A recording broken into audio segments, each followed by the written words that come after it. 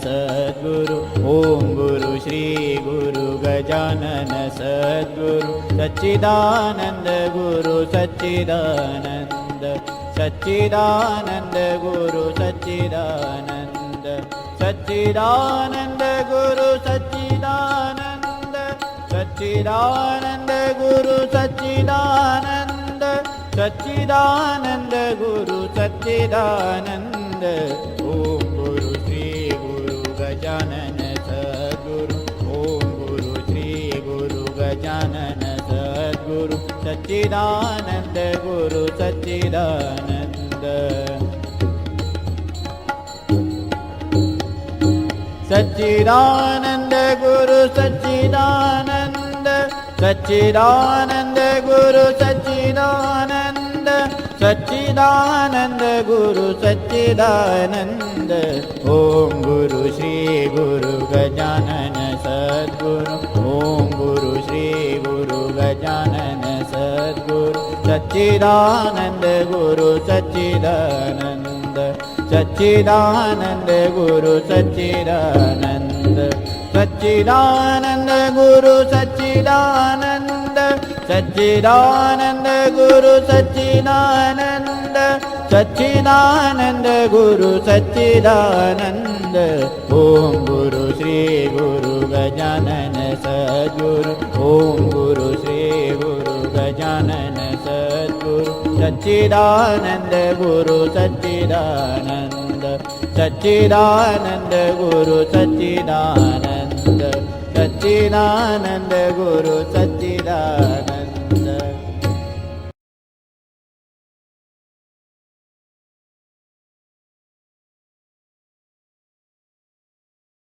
कोटि ब्रह्मांड नायक महाराजार्य परब्रह्म सच्चिदानंद भक्त प्रतिपालक शेगाव निवासी समर्थ सद्गुरु श्री गजानन महाराज की जय जय गजानन।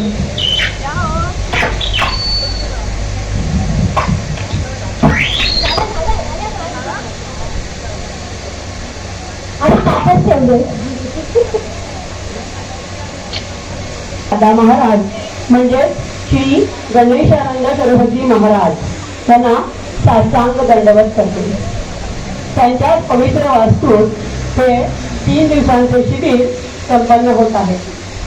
आज आपल्याला मेघनाताई अभ्यंकर या विशेष अतिथी लाभलेले आहेत। परमपूज्य नांदेडकर गुरुजींच्या शिष्या सौ मेघनाताई विश्वजित अभ्यंकर यांना आज आपण संवाद साधण्यासाठी आमंत्रित केलं आहे। गुढीपाडव्याला त्यांनी केलेलं प्रवचन आपल्या मनामध्ये अजूनही ताजं आहे। मनुष्यत्वम मुमुक्षत्वम महापुरुषसंशयः असं त्यांनी आपल्याला मंत्र त्या दिवशी सांगितलेला आहे आणि तो मंत्र आपल्या हृदयात कोरून ठेवा असं त्या दिवशी त्यांनी सांगितलं। आता आज पुढे जाणार आहोत आपण। श्री गजानन महाराजांवर त्यांची निश्चित श्रद्धा आहे। त्यांना हा वारसा त्यांच्या पूज्य आईकडून प्रथम मिळाला। त्यांनी औषधशास्त्रामध्ये मास्टर डिग्री घेतली आणि त्यानंतर त्या एका फार्मा कंपनीमध्ये बरेच वर्ष कार्यरत होत्या। त्यातच त्यांना अध्यात्माची वाट खुणावत होती आणि म्हणूनच ती काय त्यांनी स्वेच्छानिवृत्ती घेतली। त्याच सुमारास म्हणजे 2000 साली त्यांची आदरणीय विभूतिमत्वाच्या संपर्कात त्या आल्या। हे त्यांचं पूर्व सुकृतच म्हणावं लागेल। श्री पुरुषोत्तम सिद्ध महाराज टाकळीकर असं त्यांचं नाव होतं। त्यांनी तब्बल 44 वर्ष शेगाव संस्थांमध्ये राहून महाराजांच्या समाधीची पूजा अर्चा करण्याची सेवा केली, अगदी निष्ठुरपणे केली। त्या सांगतात की त्यांची पूजा म्हणजे नुसता उपचार कधीच नव्हता, तर महाराज प्रत्यक्ष समोर बसलेले आहे असा भाव त्यांच्या मनामध्ये असायचा आणि याच भावभक्तीमुळे अर्चना भक्तीमुळे महाराज त्यांच्याशी कधी कधी संवादही साधत असत। त्यांच्या उत्कट भावभक्तीमुळे मेघनाताईंच्या संपर्कात जेव्हा ते आले तेव्हा मेघनाताईंनी त्यांचे अनेक गुण अवलोकन करायला सुरुवात केली, कारण त्याही सत्शिष्य होत्या.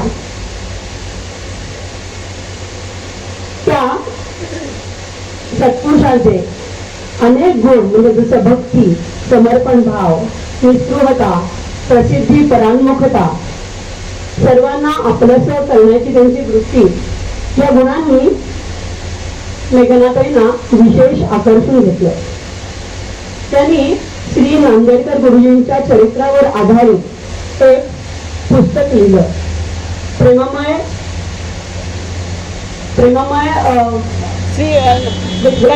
गजाननमय प्रेममूर्ती श्री नांदेडकर गुरुजी. आणि त्याच पुस्तकाचं त्यांचा मुलगा अथर्व त्याने इंग्लिशमध्ये भाषांतर केलं. त्या पुस्तकाचं नाव epitome of divine love Shri Nandedkar Guruji. आणि त्या पुस्तकाचं प्रकाशन अमेरिकेमध्ये नुकतंच झालंय. त्या अतिशय नम्रपणे सांगतात की हे पुस्तक महाराजांनी माझ्याकडून लिहून घेतलं, मी निमित्त मात्र. सध्या त्या वेदांताचा बेसिक आणि ऍडव्हान्स असा कोर्स अभ्यास करत आहे आणि त्यासाठी त्यांना ब्रह्मचारी युक्त चैतन्य महाराज यांचं मार्गदर्शन मिळत आहे. जरी औषधशास्त्राची डिग्री घेतलेली असली तरी त्यांचा नेचरोपॅथीवर खूप भर आहे आणि त्या शास्त्राने अनेक रोग बरे होतात असा त्यांचा विश्वास आहे. म्हणून त्या नेचरोपॅथीचा प्रचार आणि प्रसार सध्या करतात. त्यांच्या या भक्ती मार्गामध्ये त्यांचे पती श्री विश्वजित आणि मुलगा अथर्व दोघांचा भरघोस पाठिंबा असतो असं त्या नेहमीच आवर्जून सांगतात. त्या उत्तम काव्य करतात आणि त्याला सुंदर ताल लावून गातात सुद्धा. त्यांनी लिहिलेलं आणि स्वरबद्ध केलेलं त्यांचं मानसपूजा यूट्यूबवर आपल्याला ऐकायला मिळेल. त्याची आज ते झलक आपल्याला दाखवतील. परब्रह्म सद्गुरु गजानन असं त्यांची मानसपूजा आहे आणि श्रीधर फडकेंनी त्याला संगीत दिलेलं आहे. यूट्यूबवर आपल्याला नक्की ऐकायला मिळेल. आपण जरूर ते ऐकावं. आणि मी मेघनाताईंना विनंती करते की त्यांनी त्यांच्या आजच्या विषयावर आपल्याशी संवाद साधावा. जय गजानन. जय गजानन. सुरू करते.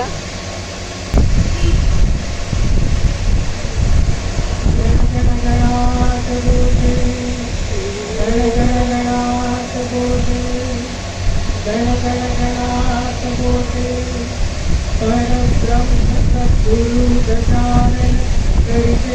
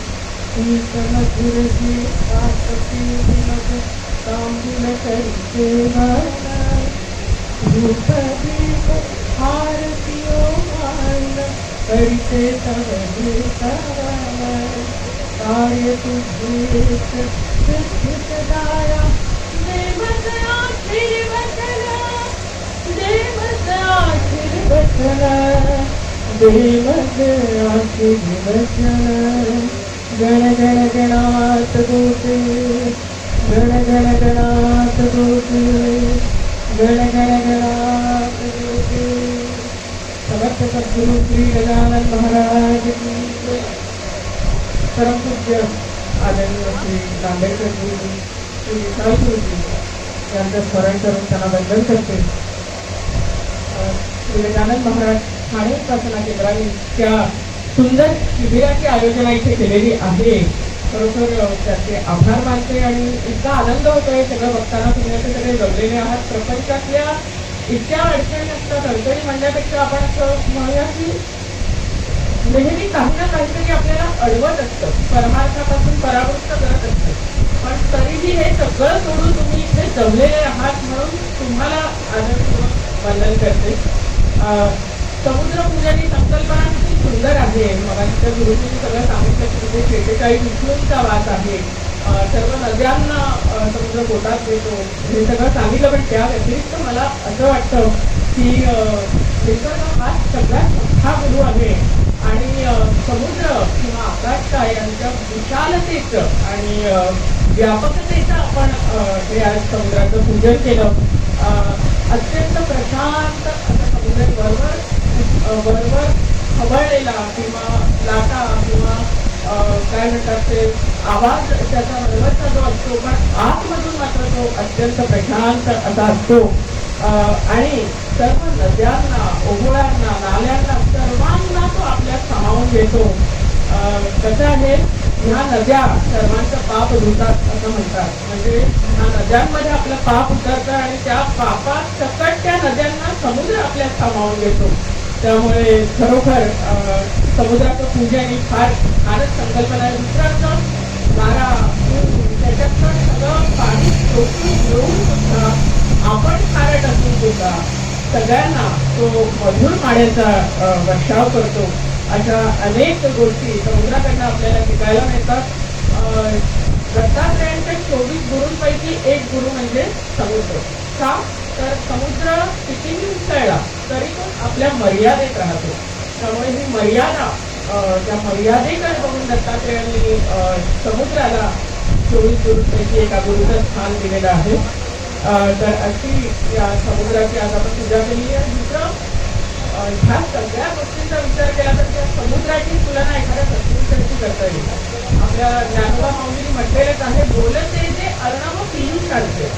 त्यामुळे ज्ञानोबा माऊलींच्या सत्पुरुषांना समुद्राची उपमा दिली. पण समुद्राचं खारं पाणी त्यातून मायनस केलं तर बोलते जे अर्णव पियूष काढते असं त्यांनी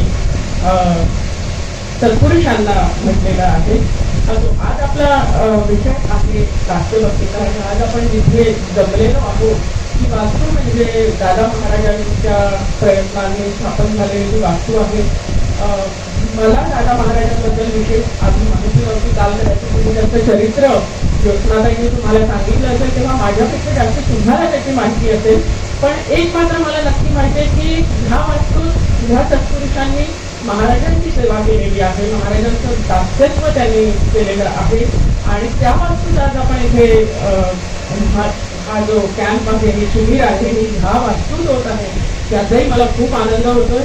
आणि आता ज्योत्स्नाताई नाही आहेत, पण खरोखर आपल्या गुरूंचा वारसा पुढे चालवणं किंवा गुरु वाक्यम प्रमाणम याच्यावर पूर्ण विश्वास आणि श्रद्धा ठेवून आज ज्योत्स्नाताई त्यांनी सांगितलेलं कार्य पुढे करत आहेत. म्हणून खरोखर ज्योत्स्नाताईंचं पण खूप कौतुक आहे.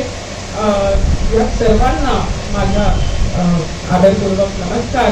आणि मंजिरीताई, मधुराताई, मानसीताई, उदयदादा, सगळे जे कार्यकर्ते इकडे खूप दिवसांपासून मेहनत घेत आहेत, सगळ्यांच्या स्टोरीज जी त्यांनी सगळी संस्कृत ठेवलेली आहे, त्या सगळ्यांना माझं विनम्र अभिवादन. मंजिरीताई, तुम्ही एवढी ओळख करून दिली, त्याच्यात अर्धे मुद्दे जे मी गुरुजींबद्दल सांगणार होते की तुम्ही ऑलरेडी कव्हर केलेले आहेत. आणि दुसरं असं की इथे खरोखर म्हणजे काही याच्यासाठी मी सांगत नाहीये, पण माझं काहीच महत्व नाहीये, खरंच काहीच नाहीये. गुरुजींनी, पूज्य नांदेडकर गुरुजींनी कदाचित काहीतरी असे आशीर्वाद दिले की मी आज इथे तुमच्या सगळ्यांसमोर बसून मी बोलतोय आहे. त्यामुळे त्यात माझं काही महत्व नाही. खरं तर गुरुजींबद्दल बोलायचं ते खूप कठीण आहे माझ्यासाठी. सद्गुरू किंवा नांदेडकर गुरुजी म्हटलं की माझ्या डोळ्यांना ऐकून लागतात. तरी मी प्रयत्न करेन मी शक्यतो नांदेडकर गुरुजींबद्दल थोडं तर बोलणार आहे, कारण पुस्तकात ते सगळं मांडलेलंच आहे. परंतु मुख्य आज आपला जो विषय आहे दास्यभक्तीचा, गेल्या सत्रात किती जण होते याच्यापैकी? उपासना चित्तशुद्धी बरं, ठीक आहे. काही जणांना माहिती नाही, थोडंच गेल्या याच्यात काय सांगितलं होतं ते सांगते की भक्ती मार्ग हा सगळ्यात श्रेष्ठ मार्ग असा अनेक संतांनी ज्याला पुष्टी दिलेली आहे. याचं कारण असं की भक्ती मार्गामध्ये सिद्धींचे अडथळे येत नाही, किंवा जसं नाथ महाराजांनी गेल्या वेळी सांगितलं होतं की नाथ महाराज काय म्हणतात की विहिरीच मळा शिंपण्यासाठी मोठ आणि पाट असे दोन मार्ग आहेत. की मोठेचं पाणी म्हणजे बैल जुंपतात, ते एकावर एक घडे असतात, ते विहिरीतनं असे पाणी भरत भरत जातात, एका ठिकाणी पाणी ते साठवलं जातं आणि ते पाणी मळ्याला दिलं जातं. उदयदादाला जास्ती चांगलं समजावून सांगू शकते हे. आणि दुसरं म्हणजे पाटाचं पाणी. पाटाचं पाणी कसं असतं तर पाण्याला वाट करून दिली ते पाणी सगळ्या मळ्यापर्यंत जातं. तिथे कष्ट असतात, पण मोठेचं पाणी काढण्यासाठी त्याच्यात कधी कधी अडचणी येतात. कधी त्या मोठाचा नाडा तुटतो, तर कधी ते घड फुटतात. पण पाटाच्या पाण्यात मात्र एकदा अडथळे दूर केले की पाणी वाहायला लागतं. तर नाथ महाराज म्हणतात की भक्ती मार्ग हा त्या पाटाच्या पाण्यासारखा आहे. का तर इथे फक्त काही अडथळे दूर करायला लागतात. एकदा ते अडथळे दूर केले की मग उभावलं होते पाणी. हे अडथळे काय तर मोक्ष मार्गातले अडथळे आहेत. हे इकडे आपण मोक्ष मार्ग म्हणण्यापेक्षा आपण म्हणूया की गजाननमय होण्याच्या मध्ये काही अडथळे आहेत. ते आहे एक तर चित्तशुद्धी, मलिनता मनात काही अंशेही राहिल्या पाहिजे. त्याच्या हातात येत नाही. भक्ती रहस्य बाबांचं आपल्या दासगणू महाराजांनी आपल्या ग्रंथात नमूद केलेलं आहे. तर या चित्तशुद्धीसाठी जी उपासना सांगितलेली आहे ती आहे कर्मयोग. कर्मयोग म्हणजे काय? आपल्याला जी जी प्राप्त कर्तव्य आहेत ती कर्तव्य आपण चोखपणे पार पाडणं, त्याविषयी तक्रार न करता आणि ती न टाळता जितक्या चांगल्या तऱ्हेने आपल्याला ती कर्म करता येतील ती कर्म आपण करणं हा कर्मयोग. जे जे काही करा ते सर्व आपण आपल्या महाराजांसाठी करतोय असा विचार करून ती कर्म केली की त्या कर्मांचं फळ काय असतं तर चित्तशुद्धी. अशी चित्तशुद्धी जेव्हा आपल्याला प्राप्त होते तेव्हा खरी उपासना चालू होते. उपासना आणि कर्मयोग या दोन्ही मिळून आपलं चित्त हळूहळू शुद्ध होत जातं. उपासना कशासाठी तर दुसरा अडथळा जो आहे मुख्य मार्गात जो आहे एकाग्रता न साधणं, त्याला म्हणतात विक्षेप.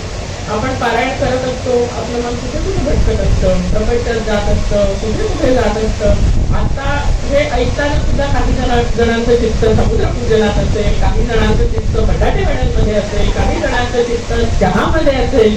तर हा जो विक्षेप आहे हा विक्षेप जाण्यासाठी जी साधना आहे ती म्हणजे चित्त एकाग्रता साधण्यासाठी जी साधना आहे ती उपासना. तर ह्या दोन साधनांच्या नंतर त्यानंतर आपल्याला पुढे जायचं आहे. तर हे मी आता थोडक्यात अशासाठी सांगितलं की गेल्या वेळी जे नव्हते त्यांना कदाचित कळणार नाही की तसा ह्याच्यात फारसा त्याचा उल्लेख आला नाही, पण तरीही तर आपण आता आज नवविधा भक्तीमध्ये दास्यभक्ती याचा विचार करणार आहोत. पण त्या दास्यभक्तीकडे येण्यापूर्वी ज्या ज्या काही पायऱ्या आहेत त्याचं थोडक्यात आपण चिंतन करूया. श्रवण, कीर्तन, स्मरण, पादसेवन, वंदन, अर्चन, दास्य, चक्ष आणि आत्मनिवेदन या नवविधा भक्तीच्या 9 पायऱ्या आहेत. गजानन विजय ग्रंथात भक्तीचं लक्षण सांगणारी ही एक ओवी आहे की श्रवणी पूजनी आस्था पाहिजे त्याची विशेष, मुखा माझी नामस्मरण करणे घरीच जाणणं ऐशी अंगी यासाठी जाणं. या भक्ती मार्गाला या अंगांसह जो भक्ती करील त्यालाच पाहिजे श्रीहरी असं आपल्या गजानन विजय ग्रंथात उल्लेख आलेला आहे. मागच्या सत्रात मी सांगितलं होतं की जेव्हा चित्तशुद्धी कर्मयोग आणि उपासनेने हळूहळू चित्तशुद्धी साधायला लागते तेव्हा सगळ्यात पहिल्यांदा काय होतं तर आपल्याला आपल्यातले दोष दिसायला सुरुवात होते. एवढं आयुष्य आपण केवळ दुसऱ्याचेच दोष बघत आलो, हा मनुष्य स्वभाव आहे. दुसऱ्याच्या डोळ्यातलं पुतळ दिसतं, स्वतःच्या डोळ्यातलं पुतळ दिसत नाही असं ते म्हणतात. खरोखर आपल्याला दुसऱ्यांच्यातले दोष इतके प्रकर्षाने आपल्या समोर येतात, पण आपले दोष मात्र आपल्या समोर येत नाही. तर चित्तशुद्धीने, उपासनेने काय होतं तर आपले दोष दिसायला लागतात. कबीरांचा दोहा कृपा भई तब जाणीये जब दिसे आपले दोष. आपल्यातले दोष जेव्हा दिसायला लागतात तेव्हा समजावं की सद्गुरूंची आपल्यावर कृपा झालेली आहे. आणि असं आपल्याला वाटायला लागतं की आपल्यात एवढे दोष आहेत तरी सुद्धा सद्गुरूंनी आपला हात धरलेला आहे. आणि नुसता हात धरला नाही तर आपल्याला इतकं सांभाळता येते, इतकं सांभाळता की पावली त्यांची अनुभूती येते. कितीतरी जणांचे कितीतरी अनुभव आज संग्रहित झालेले आहेत, कितीतरी जणांची पुस्तकं आहेत अनुभवांवर. जयंत वेलणकर दादांचं पुस्तक आहे, ओशन ऑफ मर्सी हे नितीन गोकर्णांचं पुस्तक आहे, आणि अनेक पुस्तकं आहेत ज्याच्यात आपापले अनुभव सगळ्यांनी लिहिलेले आहेत. आणि हे अनुभव खरोखर काही अनुभव अंगावर शहारा आणणारे असतात की किती माऊली सांभाळते, किती सांभाळते. आणि आपण मग त्याच्यासाठी सांगतो एवढं जर माऊली आपल्याला सांभाळते तर माऊलीला जे हवायचे आपल्याकडून थोडं तरी काहीतरी झालं पाहिजे अशी आपल्याला कळवळ लागावी. तुकाराम महाराज म्हणतात, माझे मज कळू येती अवगुण, काय करू मन अनावर, आता आड उभार आहे नारायणा, दया सिंधू म्हणा साथ करी, वाचा वदे परी करणे कठीण, इंद्रिया अधीन झालो देवा, तुका म्हणे तुझा जैसा तैसा दास, न काही उदास माय बापाचा तुकारामांचा एक अभंग आहे. इंद्रिया अधीन झालो देवा असं तुकाराम महाराज म्हणतात. मायेचा हा जो सगळा प्रपंच आहे तो प्रपंच आपण कसा उपभोगत असतो तर शब्द स्पर्श रूप रस गंध ह्या पाच विषय आपण सगळे उपभोगत असतो. ज्ञानेंद्रियाच्या द्वारा आपल्याला ते कळतं आणि कर्मेंद्रियाने हे विषय आपण उपभोगत असतो. ते इतके उपभोगतो. आता बटाटे वडे खाल्ले, बटाटे वड्यांची चव तोंडावर रेंगाळायला लागली. उदय दादांकडे मला एकदा त्यांनी पोहे दिले, मगाशी त्यांना सांगितलं मी तुमच्या घरचे जे पोहे खाल्ले त्याची चव अजून तोंडावर रेंगाळते बरं का, खरोखर. तर हे असे विषय आपल्याला सतत आठवण करून देत असतात आणि आपल्याला असं वाटत असतं अजून हवंय, अजून हवंय, अजून हवंय. आणि हे अजून हवंय कधी संपतच नाही. एक अशी गोष्ट आहे गोंदवलेकर महाराजांच्या चरित्रात की गोंदवलेकर महाराजांना एकदा ते पंढरपूरला गेलेले होते आणि पंढरपूरला त्यांच्याबरोबर काही भक्त परिवार होता. तर त्यातल्या एका भक्तांनी गोंदवलेकर महाराजांना असं विचारलं की इथे सगळे वारकरी आहे, इथे भजन करतायत, पूजन करतायत, वारी करून आले, पायी वारी करून आले, सामान्य प्रापंचिक आहेत सगळे, तर तुम्हाला यांच्याबद्दल प्रापंचिकांबद्दल काय वाटतं हो? गोंदवलेकर महाराज म्हणाले की छान वाटतं मला, एवढी पूजा करतात, सेवा करतात, देवाची वारी करतात असं सगळं म्हणत गेले. पण म्हणाले आणि ते पण म्हटल्यावर तेवढ्यात कोणीतरी काहीतरी सांगायला आलं आणि तो विषय तिथेच राहिला. आणि दुसऱ्या दिवशी पुन्हा ते कुठेतरी जात असताना पंढरपुरात काही व्यक्ती समोरून आल्या. त्या व्यक्ती दारू प्यायलेल्या होत्या आणि त्या झिंगत होत्या आणि काहीतरी बरळत होत्या. तर तेव्हा त्याच भक्तांनी पुन्हा गोंदवलेकर महाराजांना विचारलं, बघा सांगितलं, बघा हे कसे दारू पिऊन झिंकतायत आणि बरळत चाललेले आहेत. तेव्हा गोंदवलेकर महाराज त्यांनी त्यांच्याकडे बघितलं आणि त्यांना म्हणाले, कसं आहे खऱ्या सत्पुरुषाला सगळे प्रापंचिक असंच दिसतात. ह्याच्यामध्ये इतका मोठा मेसेज आहे की आपल्याला वाटतं दारूनी नशा चढते, पण आपल्याला सुद्धा या विषयांची अशीच नशा चढलेली असते आणि आपणच या विषयांच्या मागे असेच झिंगत असतो आणि बरळत असतो. तर असं गोंदवलेकर महाराजांचं हे एक वाक्य खरोखर इतकं त्याचं मनात कोरलं गेलं की काय म्हणजे खरोखर आपण विषयांमध्ये इतके गुंतलेलो असतो की महाराजांना आपण केवळ गेल्या वेळी सांगितलं तसं महाराजांना आपण प्रपंचातल्या गोष्टी, प्रपंचातली विषय दुःख मिळवण्याचं साधन करून सोडतो. खरंच साध्य आहेत महाराज आणि प्रपंच हे साधन आहे, पण आपण बरोबर उलट करतो. महाराजांना साधन करतो आणि प्रपंचाला साध्य समजतो. असो तर असे जेव्हा आपल्याला स्वतःमधले दोष दिसायला लागतात तेव्हा असं समजावं की कृपा झाली आपल्यावर महाराजांची. कसं आहे, भक्ती म्हटलं की तिथे प्रेम आलंच. जे जे कृत्य प्रेमाभिण ते ते अवघे आहेत, जे आपल्या गजानन विजय ग्रंथात म्हटलेलं आहे. प्रेमाशिवाय भक्ती नाही. पूजा अर्चा इत्यादी साधना हे सगळं आवश्यक आहे. नवमीला भक्तीची एक एक पायरी चढून जाण्यासाठी ह्या बाह्यंग उपासनाही आवश्यक आहे, पण त्याची परिणिती ही अंतरंग साधनेत होणं गरजेचं आहे. कसं आहे, नारद भक्ती सूत्रांमध्ये नारद महाराजांनी सुद्धा हे म्हटलेलं आहे, भक्तीची व्याख्या काय तर सा तू अस्मिन परम प्रेम रूपा. भक्तीची साधी सोपी व्याख्या म्हणजे त्या आपल्या इष्ट देवतेवर, आपल्या आराध्य देवतेवर असलेलं परम प्रेम म्हणजे खरी भक्ती. आणि भक्तीचं किंवा प्रेमाचंच दुसरं एक लक्षण म्हणजे तत् सुख सुखत्वम. म्हणजे काय, ज्याच्यात तुझं सुख आहे त्यात माझं सुख आहे. तुझे मी कोणीच नाहीये, जे आहे ते सगळं तूच आहे, मी कोणी नाही. गोपीची एक गोष्ट आहे. गोपिका एकदा भगवत मनात होत्या एकत्रितपणे, तर जे करायचं ते सगळं कृष्णासाठीच करायच्या आणि कृष्णाचंच करायच्या. तर सगळ्या गोपिका एकदा मनात जमलेल्या होत्या आणि कृष्णाबद्दल त्यांची चर्चा चाललेली होती. आणि इकडे भगवंत झोपलेले होते आपल्या शैलीवर आणि अचानक सांगायला लागले, मला कृष्ण म्हणजे कसा होता, एक नंबरचा बदमाश म्हणायचं सगळं कृष्णाला. कारण खरोखर इतका ढोंगी होता तो. काय काय काय काय ढोंग करायचा कशासाठी, तर प्रेम मिळवण्यासाठी, या गोपिकांचं प्रेम मिळवण्यासाठी, आपल्या सगळ्या भक्तांचं प्रेम मिळवण्यासाठी. तर असंच त्यांनी एकदा तो केलं. प्रचंड लोक सगळे जण जमले त्याच्यावरती. त्यांना काहीतरी त्याच्यावर उपचार करायला लागले. कोणी वेखंड लावताय, कोणी आले लावताय, कोणी अजून काही करताय, कोणी डोकं चेकताय, कोणी तुळशी माळा वाहताय, कोणी तुळशीचं बी वाहताय त्याच्या डोक्यात. माझं शेवटी एकाने त्याला नारद मुली तिथे आले आणि नारद म्हणाले की काय होतंय तुम्हाला, इतकं डोकं दुखतंय करताय, तर निदान उपाय तरी सांगा, काय करायचं त्याने तुमचं डोकं दुखायचं थांबेल. तेव्हा ते म्हणतात की मला ना माझे सगळ्यात श्रेष्ठ जो भक्त असेल त्याच्या पायाची धूळ आणून माझ्या डोक्याला लागतो, तेव्हाच माझं डोकं दुखायचं थांबेल.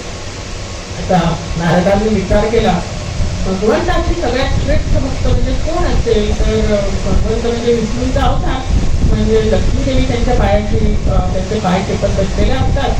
म्हणजे माझ्या मते लक्ष्मी हीच त्यांची सगळ्यात श्रेष्ठ भक्त असेल. मग ते लक्ष्मी देवीकडे गेले आणि लक्ष्मीला म्हणाले की भगवंताचं डोकं दुखताय, तिथे खाली पृथ्वीवर आहेत आणि तडफडत आहेत ते, आणि ते म्हणतात माझ्या सगळ्यात श्रेष्ठ भक्ताची धूळ मला आणून द्या.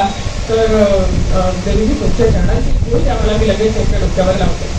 लक्ष्मी म्हणाली, भगवंताच्या डोक्याला माझ्या चरणांची धूळ, मला काय नरकात जायचंय का, अजिबात नाही देणार माझ्या चरणांची धूळ, जा. तर नारद तिथं निघाले. पुढे अनेक भक्तांकडे ते गेले की तुमच्या चरणांची धूळ द्या, भगवंताचं डोकं दुखतंय, चरणांची धूळ द्या.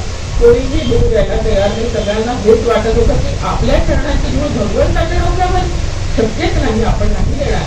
शेवटी ते असे व्रजात जवळच गोपिका जिथे मनात होत्या त्यांच्याकडे आले आणि म्हणाले की असं असं झालंय, भगवंताचं डोकं दुखतंय, कानाचं डोकं दुखतंय तुमचं, तुम्ही इथे बघून काय करताय. तर म्हणाले, आणि बापरे आम्हाला आधी का नाही सांगितलं, आम्ही गेलो असतो. म्हणजे सगळे उपचार करून झाले, काही नाही उपयोग होता. फक्त एकच उपाय त्यांनी सांगितलाय की त्यांच्या सगळ्यात श्रेष्ठ भक्ताच्या पायाची धूळ जर माझ्या डोक्याला नव्हती तर माझं डोकं दुखायचं थांबेल. असं म्हटल्याबरोबर सगळ्या गोपिकांनी आपल्या चरणांची धूळ त्यांच्या हातात दिली आणि एकदा पहिले त्यांच्या डोक्यावर लावूया. तर नारद म्हणाले, अहो तुम्हाला काही कळतंय का, तुमच्या चरणांची धूळ त्याच्या डोक्यावर लावली तर नरकात नाही का जाणार तुम्ही. अहो नरक बिरक नंतर बघू काय, ते आता त्याचं डोकं दुखणं थांबणं गरजेचं आहे, जा आणि आधी धूळ लावूया. तर अशी गोपिकांची भक्ती होती. तर त्याचं डोकं दुखायचं थांबणं गरजेचं आहे ना, मग आम्ही नरकात गेलो तरी चालेल, पण आधी त्याचं डोकं दुखणं थांबलं पाहिजे, अशी त्यांची भक्ती होती. भक्ती जेव्हा इतकी पराकोटीची भक्ती जेव्हा आपल्या अंतरात उद्भवते तेव्हा शरणागतीत त्याची परिणती होते. शरणागत भाव हळूहळू वृद्धिंगत व्हायला लागतो. सद्गुरूंना काया वाचा मने समर्पण करावं असं वाटतं. इतकं सद्गुरू आपल्यासाठी करतात. तर आता मी त्यांच्यासाठी काय करू शकतो, कसं त्यांची सेवा करू शकतो असा भाव मनात उत्पन्न होतो. बरं, शरणागती हा केवळ भक्तीचाच असतो असं, हा भाव केवळ भक्तीचाच यायला लागतो असं नाही. तुमचा मार्ग भक्ती मार्ग असू दे, योग मार्ग असू दे, ज्ञान मार्ग असू दे, कुठलाही मार्ग असला तरी त्याची परिणिती ही शरणागतीच होणं गरजेचं असतं. मागे 16व्या अध्यायाच्या याच्यात मी एक श्लोक सांगितला होता की गुरुमेवाभिगच्छेत श्रोत्रियम ब्रह्मनिष्ठम. तर अशा श्रोत्रिय आणि ब्रह्मनिष्ठ गुरूंकडे जाऊन शरणागत झालं तरच आपल्याला आपलं अंतिम ध्येय हे प्राप्त होतं. अंतिम ध्येय आपलं काय आहे तर गजानन भयपूर्ण. कसं आहे, शरणागत का व्हायचं तर आपण एखाद्या प्रवासाला निघालो, कुठेतरी खेडेगावात गेलेलो आहोत आणि तिथे गेल्यावर एका रस्त्याला 3 फाटे फुटले. आता तिथे ना मैलाचा दगड आहे, ना कुठे पाठी लावलेली आहे, नेटवर्क नाही आहे, त्यामुळे GPS पण नाही. आणि असं म्हटलं तर GPS खेडेगावात चालतच नाही, ते तुम्हाला फक्त गोल गोल गोल गोल फिरवत राहतं. त्यामुळे तंत्रज्ञान खूप मला आवडतं तंत्रज्ञान, पण काही मर्यादा या तंत्रज्ञानाला पण आहे. तर अशा ठिकाणी जेव्हा आपण जातो की आपल्याला काही माहित नाही, नाही मैलाचा दगड आहे, नाही पाठी आहे, जायचं कसं असं जेव्हा होतं तेव्हा एखादा वाटसरू आपल्याला दिसतो आणि आपण त्याला विचारतो की अवशेष जागा 3 फाट्यांपैकी कुठला नक्की रस्ता घ्यायचा. जर तो वाटसरू तिथे जाऊन आलेला असला तर तो तुम्हाला लगेच सांगतो की इथून सरळ जा. असं आपले सद्गुरू तिथे जाऊन आलेले असतात आणि म्हणून आणि आलेले कशाला असतात तर आपल्याला घेऊन जायला. आम्ही भावंडे सारी येतो झालो भूमीवरी कैवल्याच्या मार्गावरील भाविका अन्न सोडाव्या. त्यामुळे असे सद्गुरू आपल्या निष्ठावंत आणि शरणागत भक्ताला कैवल्याच्या मार्गावर आणून सोडतात. आणि म्हणून शरणागती ही भक्तीचं पर्यवसान हे शरणागतीत होणं गरजेचं आहे. राजगड महाराजांनी म्हटलेलं आहे की मी झालो तुझा भाट मार्ग जावी मला नीट. तर अशी ही सद्गुरू आपल्याला कैवल्याची वाट दाखवतात आणि म्हणून त्यांच्या चरणी आपण समर्पण करणं गरजेचं आहे. आपण सद्गुरूंना जेव्हा स्वसमर्पण करतो तेव्हा आपल्याला मनोमन हे माहिती असतं की जर आयुष्य ह्यांच्या चरणी वाहिलं, त्यांच्या हाती सोपवलं तर या आयुष्याचं सोनं होणार आहे. नाही तर आला आला प्राणी जन्माती आला, झाला झाला वाढला घोर झाला, केला केला व्यापतो सर्व केला आणि गेला गेला बापूला व्यर्थ गेला. ही अशी मानवी देहाची अवस्था होते. शरणागती म्हणजे काय हा एक विचार नेहमी मनात यायचा माझ्या आणि आधी मी याबद्दल बोलते, पण पुन्हा एकदा एक सांगते की शरणागती म्हणजे काय तर षडविधा शरणागती 6 भाव याच्यात अपेक्षित असतात. काय तर अनुकूलस्य संकल्प, प्रतिकूलस्य वर्जनम, रक्षिष्यति इति विश्वास, गोप्तृत्व वर्णम तथा आत्मनिक्षेप कार्पण्यम. हा 6 मिळून षडविधा शरणागती असं शरणागतीची व्याख्या एका ठिकाणी केलेली आहे. अनुकूलस्य संकल्प हा म्हणजे काय, जे त्यांना आवडतं ते आपण करायचं. सद्गुरूंना आपल्या काय आवडतं, आपल्या सद्गुरूंना खरोखर काही लागत नाही. हो, जेव्हा ते सोडते तेव्हा सुद्धा होतं त्यांच्याकडे.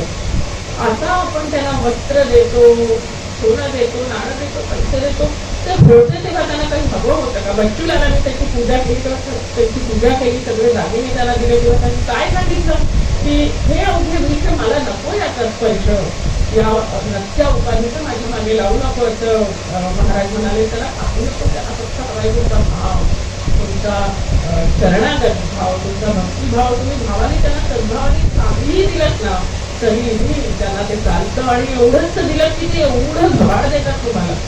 त्यामुळे सद्गुरूंना अपेक्षित आहे की सहजता. भक्तीत ना आव आणायचा नसतो. आव जिथे आणला जातो ती भक्ती नाही. भक्तीत सहजता पाहिजे. आपल्याला खूप ऐकू येतात की एवढे भक्त आहेत, त्यांनी एवढी पारायण केली, अमुक एकाने एका पायावर उभं राहून पारायण केलं, कोणी व्रत केले, कुठलं व्रत ऐकलं त्याला आपण पण हे करूया, हे व्रत केलं, ते व्रत केलं, उपासना, ती उपासना, इतकं काय काय काय काय केलं जातं. पण तिथे भक्ती नक्कीच असते, मी नाही असं म्हणणार नाही. पण ह्या सगळ्यापेक्षा महाराजांची अशी अपेक्षा आहे की तुम्ही जे करता ते सहजपणे करा. जितकं सहजतेने तुम्हाला महाराजांची भक्ती करता येईल तितके सहजपणे महाराज तुम्हाला त्यांच्याकडे धरून देतील. एक छान उदाहरण विशाल गुरुजींनी आम्हाला सांगितलेलं होतं. ते म्हणजे एक आश्रम असतो आणि तिथे सद्गुरू तो आश्रम बघत असतात, तिथली सगळी व्यवस्था. तर त्या आश्रमातनं एक असा अत्यंत गोळा साधा असा एक माणूस त्या आश्रमात राहायला येतो आणि त्याला तिथे काही आचार वगैरे याचं काही माहिती नसतं. काय प्रथा असतात, काय इकडे केलं जातं, काय व्रत असतात, त्याला काहीच माहिती नसतं. तर होता होता एक दिवस एकादशी उजाडते. आता एकादशीला म्हणजे आश्रमात काही अन्न शिजवले जात नाही कारण सगळ्यांचा उपास असतो. तर हा आपला रोज नाश्ता मिळणार हिवाळ्याने तो तिथे जातो, आपल्या रसोईच्या इथे जातो आणि तिथे बघतो तर काहीच शिजलेलं नसतं. मग तो आपल्या गुरुंकडे येतो आणि म्हणतो की मला भूक लागली, मला खायला हवंय. तर गुरु म्हणतात अरे बाळा इथे एकादशीचं व्रत असतं, आता कोणी काही खात नाही, दुपारी फराळ नक्की मिळेल आपल्याला. म्हणतो मला नाही माहिती, मला तर खाल्ल्याशिवाय शरीरच नाही पडणार, मी जोपर्यंत खाणार नाही तोपर्यंत स्तोत्र कसं म्हणू, खाणार नाही, माझं पोट भरणार नाही तर माझं याच्यात लक्ष कसं लागेल, मला नाही, मला खायला हवं. तेव्हा ते गुरु म्हणतात की एक काम कर, आश्रमात तर काही अन्न शिजणार नाही. त्या गुरूंना सुद्धा त्याचा गोळाभाव माहिती असतो आणि तो नुकताच आलेला असतो. म्हणून ते म्हणतात तो एक काम कर, ती नदी आहे ना, त्या नदीच्या पलीकडे जाऊन अन्न शिजव, मी तुला एक पावशेर अन्न देतो, तर ते घेऊन जा आणि तिकडे शिजव आणि तुला करू ते हा, फक्त खायच्या आधी रामाला नैवेद्य दाखवायला विसरू नको. तर तो म्हणतो ठीक आहे. आणि ते सद्गुरू सांगतात त्या पोखरात घेऊन जातात, तिकडे त्याला पावशेर अन्न दिलं जातं आणि तो ते घेऊन नदीच्या पलीकडे जातो. नदीच्या पलीकडे गेल्यावर तो तिथे सगळं समुद्र घेऊन आलेला असतो, विस्तव करतो, त्याच्यावर सगळं अन्न शिजवतो. दुपारची जी जेवणाची वेळ होते मग तो तिकडे पानं मांडतो, दोन, एक त्याला एक रामाला. आणि मग विचार करतो की राम तर एवढा खाणार नाही, जाऊ द्या आपण एकाच पानात दोन्ही मांडले. मग एका पानात तो सगळा नैवेद्य वाढतो आणि त्याच्यानंतर वाट बघतो आता राम येईल, रामाला बोलावतो, रामा येईल, तुझ्यासाठी नैवेद्य वाढलं, तू जेव, मग मला जेवता येईल. गुरुंनी सांगितलंय जोपर्यंत रामाला नैवेद्य दाखवत नाही तोपर्यंत तू जेवायचा नाही, तू ये.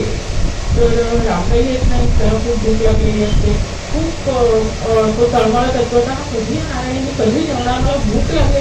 अरे रामा तू येत का नाही येत, रामा ये ना, मला खरंच खूप भूक लागली आहे, लवकर ये लवकर ये, असं करत करत तो रामाचा धावा करायला लागतो. आणि त्याने खरोखर रामप्रभू येतात आणि त्यांनी वाढलेल्या नैवेद्यातलं खायला सुरुवात करतात. आणि त्यांना ते जेवण इतकं आवडतं रामप्रभूंना की ते सगळं जेवण संपवतात, अगदी एवढंच ते ठेवतात. आणि म्हणतात पण आहे काय छान केला होता तरी स्वयंपाक, तू खूप आवडलं मला, मस्त झालेली खिचडी, आणि ते निघून जातात. हा आपलं उरलेलं जेवढं थोडंसं असेल ते खातो.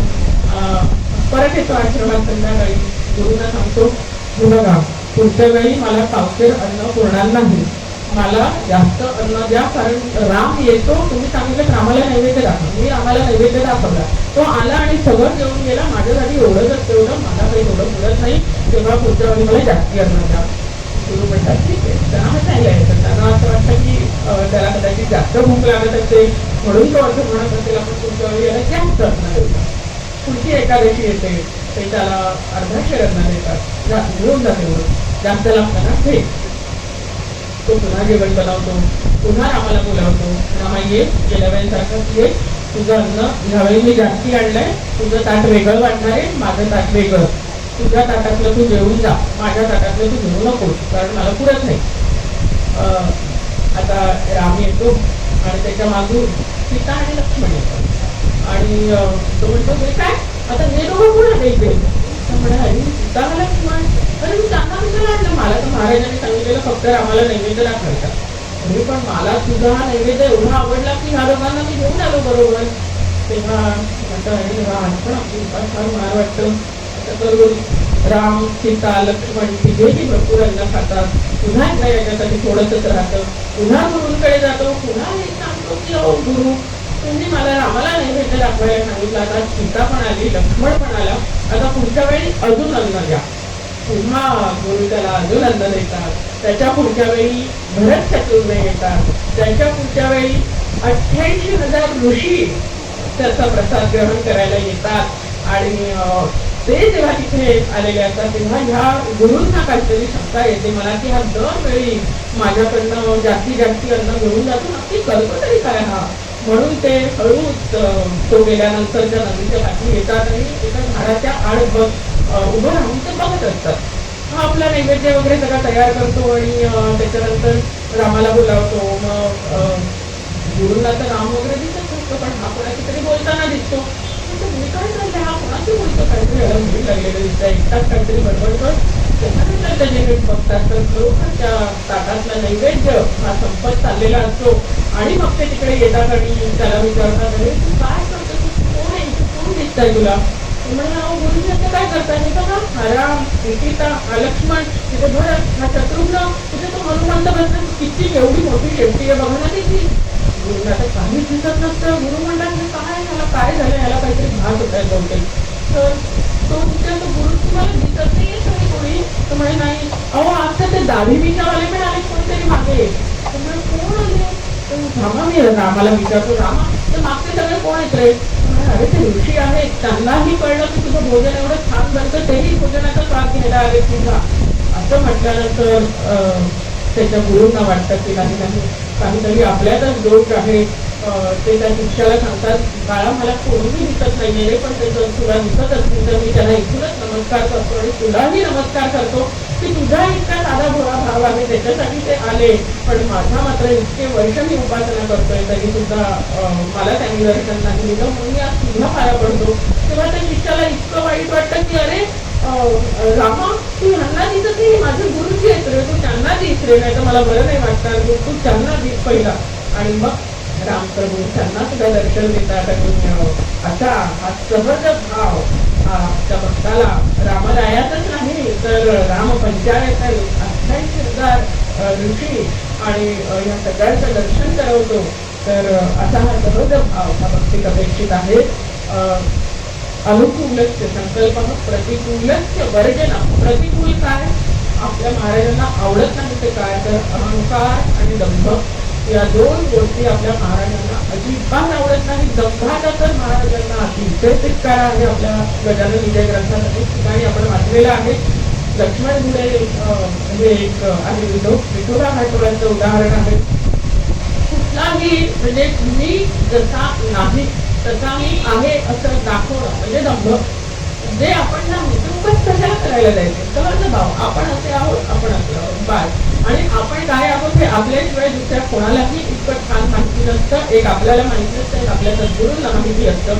त्यामुळे आपण जसे आहोत आपला स्वभाव हा जसा आहे तसंच आपण राहणं सद्गुण नक्कीच तुम्ही आत्मसात करा सद्गुणांना आव आणू नका आत्मसात करणं आणि आव आणणं ह्याच्यात फरक आहे सद्गुण जेव्हा तुम्ही आत्मसात करता तेव्हा ते सहजतेही बाहेर पडतात सहजतेही दिसायला लागतात तसे हे सद्गुण आत्मसात करणं गरजेचं आहे प्रतिकूलस्य वर्जनम रक्षिष्यति इति विश्वास तो सदैव मला सांभाळत आहे असा पूर्ण विश्वास पूर्ण श्रद्धा की काहीही झालं तरी महाराजांना म्हणजे माझ्यासाठी काय योग्य आहे ते माझं सदैव रक्षण करत आहे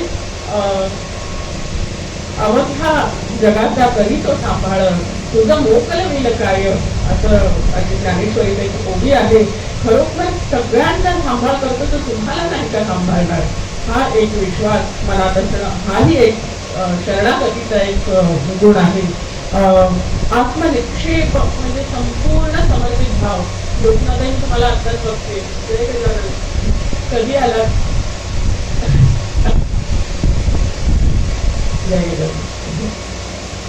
आत्मनिक्षेप म्हणजे संपूर्ण समर्पित भाव काया वाचा मध्ये आपल्या सद्गुरूंच्या चरणी समर्पण कार्पण्यम म्हणजे दीनता देवाला दैन्य आवडतं देवाला लीनता आवडते दया प्रेम लीनता अंगी असावी तत्वताच्या वडी पूजनी असल्यापाहिजे त्याची विशेषतः लीनता जी आहे ही भगवंताला आपल्या महाराजांना खूप आवडते मी कोणीतरी आहे असं म्हटलं की झालं मी कोणीच नाहीये मी दास मी केवळ तुझा दास आहे सगळ्या संतांनी स्वतःला केवळ दास म्हणून घेतलेला आहे आणि इथे मी शरणागत आहे परत ते मी हा शब्द शब्दकोशातून काढून टाकणं ही शरणागती. एक गोष्ट आहे की एका सत्पुरुषांकडे एक गृहस्थ येतात, व्यवसायाने ते माणी असतात आणि ते त्यांच्याकडे येतात आणि सांगतात की मला परमार्थ करायचा आहे पण मला वेळच नाही मिळतो. काय आम्ही अजिबात वेळ नाही, पूर्ण दिवस मी त्या वाड्याच्या दुकानात म्हणजे माझ्या दुकानात हे खरं वाड्याचे सामान विकत असतो, माझं ते दुकान आहे, अख्खा दिवसभर ग्राहक येत असतात, मला मी कधी करणार परमार्थ. तर ते त्याला विचारतात की अरे काय परमार्थ, तुझ्या दुकानात मायफळ मिळतं ना? मायफळ मिळतं. कायफळ मिळतं? हो मिळतं. जायफळ मिळतं? हो मिळतं. मिरी मिळते? हो मिळते. जिरं मिळतं? मिळतं. झालं मग परमार्थ तुझ्यासाठी अगदी सोपा आहे.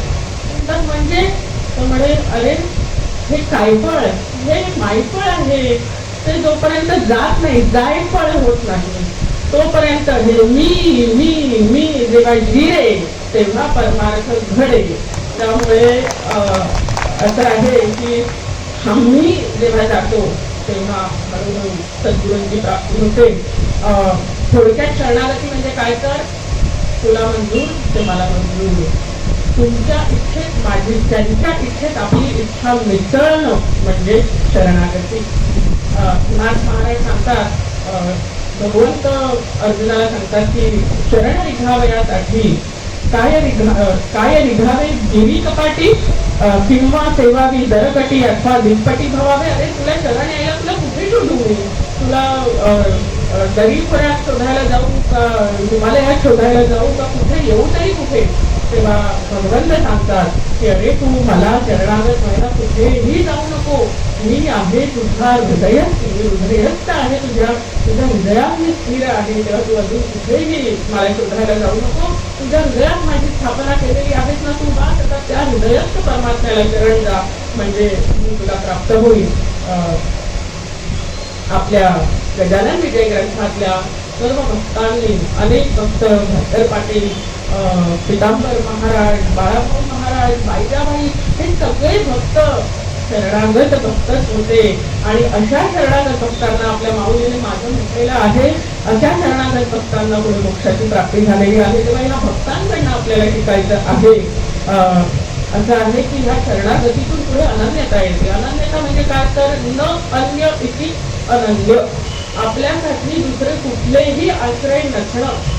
नारद भक्ती सूत्रात त्यांनी सांगितलेलं आहे, अन्याश्रयाणाम त्यागो इति अनन्यता. सगळ्या आश्रयांचा त्याग केला. त्याग म्हणजे काय, तर मनाने प्रत्यक्ष त्याग करून हिमालयात जायची गरज नाही. असं आहे की हिमालयात गेलं की आपल्याला प्रपंच आठवतो, त्यापेक्षा प्रपंचात राहून हिमालय आठवावा असं म्हटलं जातं. तर अन्याश्रयाणाम त्यागो इति अनन्यता. अनन्यता कशी चालते, तर बाकी काही नाही, माझे फक्त आणि फक्त सद्गुरू आहेत आणि मनाने त्यांचं होऊन राहायचंय, बाकी मला मनाने कोणासाठी नाही पाहायचंय. हे प्रपंचातली सगळी नातेवाईक, सगळं पैसा अडका जे काही आहे ते सर्व उपभोगायचं आहे, पण मनाने मात्र याला धरून राहायचं नाही. मनाने केवळ आणि केवळ आपल्याला सद्गुरूंचे चरण धरून राहायचं आहे. हा भाव जेव्हा येतो तेव्हा ती अनन्यता साधते. सद्गुरू तोची माझी मूर्ती, निश्चय अशी जाणं निश्चिती, विकल्प न धरावा ये अर्थी, अनन्य भक्ती या नाम, असं म्हटलेलं आहे. भगवंत सांगतात की सद्गुरू हा भगवंताचीच मूर्ती आहे आणि त्याच्या चरणी अनन्य, त्याच्या चरणी शरणागत होणं ही अनन्यता आहे. तुलसीदासांचं एक काव्य आहे की अनन्यता कशी असावी, तर चातकासारखी. एक भरोसो, एक बल, एक आत्मविश्वास, एक राम घनश्याम, म्हणजे चातक तुलसीदास. ते म्हणतात की गारांचा पाऊस पडतो आणि त्या चातक पक्षाचे पंख, एखादा पंख तुटतो, पारध्याचा बाण त्याला लागतो तरी तो पारध्याचा बाण लागल्यावर तो चातक पक्षी गंगेच्या पाण्यात पडतो. गंगेच्या पाण्यात पडून सुद्धा त्याची तो मेघांकडेच वळवतो, कारण तो केवळ मेघांनी बरसलेलं पाणीच पितो. इतकी त्याची त्या मेघाची अनन्यता असते. तसंच आपलं तुकाराम महाराज म्हणतात, जीवना वेगळी माचोळी तैसा तुका तळवळी. कुठलाही माणसांना पाण्यातनं बाहेर काढला की जास्तीत जास्त 2 ते 3 मिनिटं राहू शकतो, त्याच्या पलीकडे तो राहू शकत नाही. तर असं त्याची जलाची, माशाची अनन्यता असते, तशी आपली सद्गुरूंची अनन्यता होणं गरजेचं आहे. अशी अनन्यता कोणाची होती. तर मगाशीचं उदाहरण सांगितलं, गोपिका गोपिका कृष्णाची इतक्या अनन्य होत्या, जे करायचे आता प्रत्येक कृतीत त्यांना, प्रत्येक कृती करताना त्यांना कृष्णच दिसायचा. दही विकायला लागलं तरी कृष्ण, दही विकायला गेलं तरी कृष्ण, गाईचं दूध काढायला गेलं तरी कृष्ण, मुलाला बुडवताना कृष्ण, मुलाला स्नान घालताना कृष्ण, सगळीकडे त्यांना केवळ आणि केवळ कृष्णच दिसायचा. आणि म्हणूनच अशा गोपिकांच्या अनन्यतेमुळे त्यांना श्रीमद भागवताच्या 10व्या स्कंधात 5 अध्याय त्या गोपिकांसाठी डेडिकेट केलेले आहेत, ज्यांना रास पंचाध्यायी म्हटलं जातं. आणि असं म्हणतात की शुभमुनी संपूर्ण भागवतात राधा असं म्हटलेलं नाही, कारण राधेला ते गुरुच खाली मानतात. भक्तीची पराकाष्ठा जी आहे ती राधा आणि त्या गोपिका आहेत. आणि जेव्हा राधा हा शब्द उच्चारला जायचा तेव्हा शुकमुनींची समाधी लागायची. आणि म्हणून त्यांनी संपूर्ण श्रीमद भागवतात राधा असं कुठेही त्यांनी उच्चार केलेला नाहीये. या सर्व गोपिका कृष्णाची अनन्य होत्या. ऐतिया मध्ये लागी आसक्त, माझ्या ठाई अनन्य चित्त, विसरल्या देह सुख समस्त, अति अनुरक्त मध्ये लागी. करिता दळण कांदण, माझे दीर्घ करे गाती गुण, ही आदरिल्या दधी मंथन, माझे चरित्र गायन त्या करीती. गाईचे दोहन करिता माझे स्मरणी आसक्तता, एवं सर्व कर्मी वर्तता, माझ्या विसराची वार्ता विसरल्या. नारद भक्ती सूत्रात म्हटलं आहे की तद्विस्मरणी परम व्याकुलता.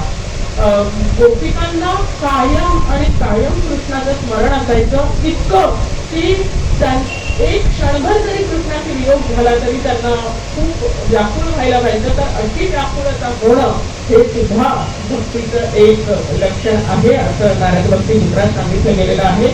या गोपिकांबद्दल पद्मपुराणात अशी कथा आहे की रामचंद्र जेव्हा दंडकारण्यात गेले तेव्हा तिथे अनेक ऋषींनी रामचंद्रांना बघितलं आणि त्यांच्या मनात स्त्रीभाव जागृत झाला की इतकं सुंदर लावण्य रूप त्या रामाचं आहे. तर त्याच्याकडे बघून त्यांच्या मनात स्त्रीभाव उत्पन्न झाला आणि रामरायांनी तो जाणला आणि सांगितलं की द्वापारात तुम्ही सर्व गोपिका बनवून जन्म घ्याल तेव्हा तुम्हाला माझ्या या रूपाची प्राप्ती होईल. तर असं पद्मपुराणात म्हटलं गेलेलं आहे. नारद भक्ती सूत्रात जसं म्हटलं जसं की यथा व्रज गोपिकांना भक्ती कशी असावी, तर यथा व्रज गोपिकांना कशी अनन्य भक्ती आपल्याला, हे आपलं भक्तीचं लक्ष असावं. ह्या हळूहळू पायऱ्या चढून जायच्यात, एकदम काही साध्य होणार नाही. याच्यासाठी सद्गुरूंची कृपा आवश्यक आहे.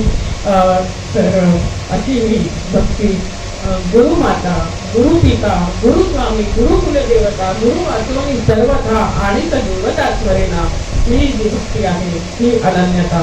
आणि अशा अनन्यतेतून उदय होतो तो दास्य भक्तीचा. दास्य भक्ती ही नवविधा भक्तीतली 7वी पायरी आहे. असं आपण कदाचित असं वाटेल की मी एकदम 7व्या पायरीवर का गेले आणि 7व्या का, कसं आहे पहिल्या 7 पायऱ्या आहेत त्याच्यात मला असं वाटतं कुठेतरी आपला काहीतरी पुरुषार्थ इथे आपल्याला दाखवता येतो की दास्यात्मक करणं जरी त्यांची कृपा आवश्यक असते, त्यांच्या कृपेशिवाय आणि आपल्या कृपाशिवाय हे होत नाही. पण कुठेतरी एक अंश असं आपल्या मनात येणं की आपण सद्गुरून ठेवावं, आपण त्यांची काहीतरी सेवा करावी, हे दास्य भावापर्यंत आपल्याला मर्यादा आहे. पुढे शक्यत्व आणि आत्मनिवेदन आपल्या हातात नाही. 100% सद्गुरू कृपा याच्यासाठी लागते. आणि म्हणूनच आपण आज दास्य भाव, दास्य भक्तीबद्दल थोडंफार बोलूया. कारण कधीही जेव्हा आपलं ध्येय आपल्या समोर असतं तेव्हा त्या ध्येयाच्या दिशेने आपण वाटचाल करायला सुरुवात करतो. म्हणून आपलं ध्येय असावं की महाराज मला तुमचं दास्यत्व द्या. आणि हे जेव्हा आपल्या मनात आपण ध्येय बाळगून राहू तेव्हा हळूहळू आपण तिथपर्यंत पोहोचू आणि पुढचं दास्यत्व आत्मनिवेदन ते सांभाळणार आहे त्याची त्यांना प्रार्थना करू. तर स्टीफन कोव्हे यांचं एक पुस्तक आहे 7 habits of most effective people, बऱ्याच जणांनी वाचलं असेल कदाचित. तर त्याच्यामध्ये त्यांनी लिहिलेलं आहे begin with the and in mind. आपल्याला शेवट काय हवाय त्याच्याप्रमाणे सुरुवात करा, ध्येय समोर ठेवून सुरुवात करा. तसं आपण दास्य भक्तीने ध्येय समोर ठेवूया आणि त्याप्रमाणे वाटचाल करूया. निष्ठापूर्वक समर्पण म्हणजे दास्य भक्ती. सद्गुरूंचा किंवा भगवंताचा दास होणं हे सर्व सत्पुरुषांसाठी, खऱ्या भक्तांसाठी हे अत्यंत प्रतिष्ठित मानलं जातं. मगाशी मी म्हटलं ज्योत्स्नाताई, तुम्ही कदाचित नसाल की दादा महाराजांनी महाराजांचं नाट्यत्व केलं, आयुष्यभर त्यांची सेवा केली आणि म्हणूनच हे सगळं आज इथे उभं राहिलं आहे आणि हे आपण सगळं अनुभवतोय. आणि तुम्ही तो वारसा पुढे चालू ठेवला, गुरुवाक्यम प्रमाणम असं मानून तुम्ही पुढे त्यांनी जे जे सांगितलेलं आहे ते सगळं तुम्ही करत आहात, म्हणून तुम्हाला आदरपूर्वक नमस्कार. तर असं नाट्य लाभणं ही खूप प्रतिष्ठेची गोष्ट आहे आणि त्यासाठी खूप पूर्वसुकृताची गरज आहे.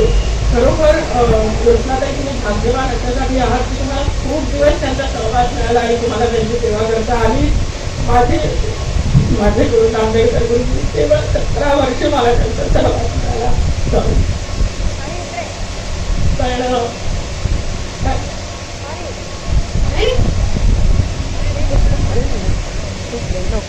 आणि या 17 वर्षात सुद्धा केवळ मी शेगावला जायचे तेव्हा काही तास मला त्यांचं सांगितलं करायचं.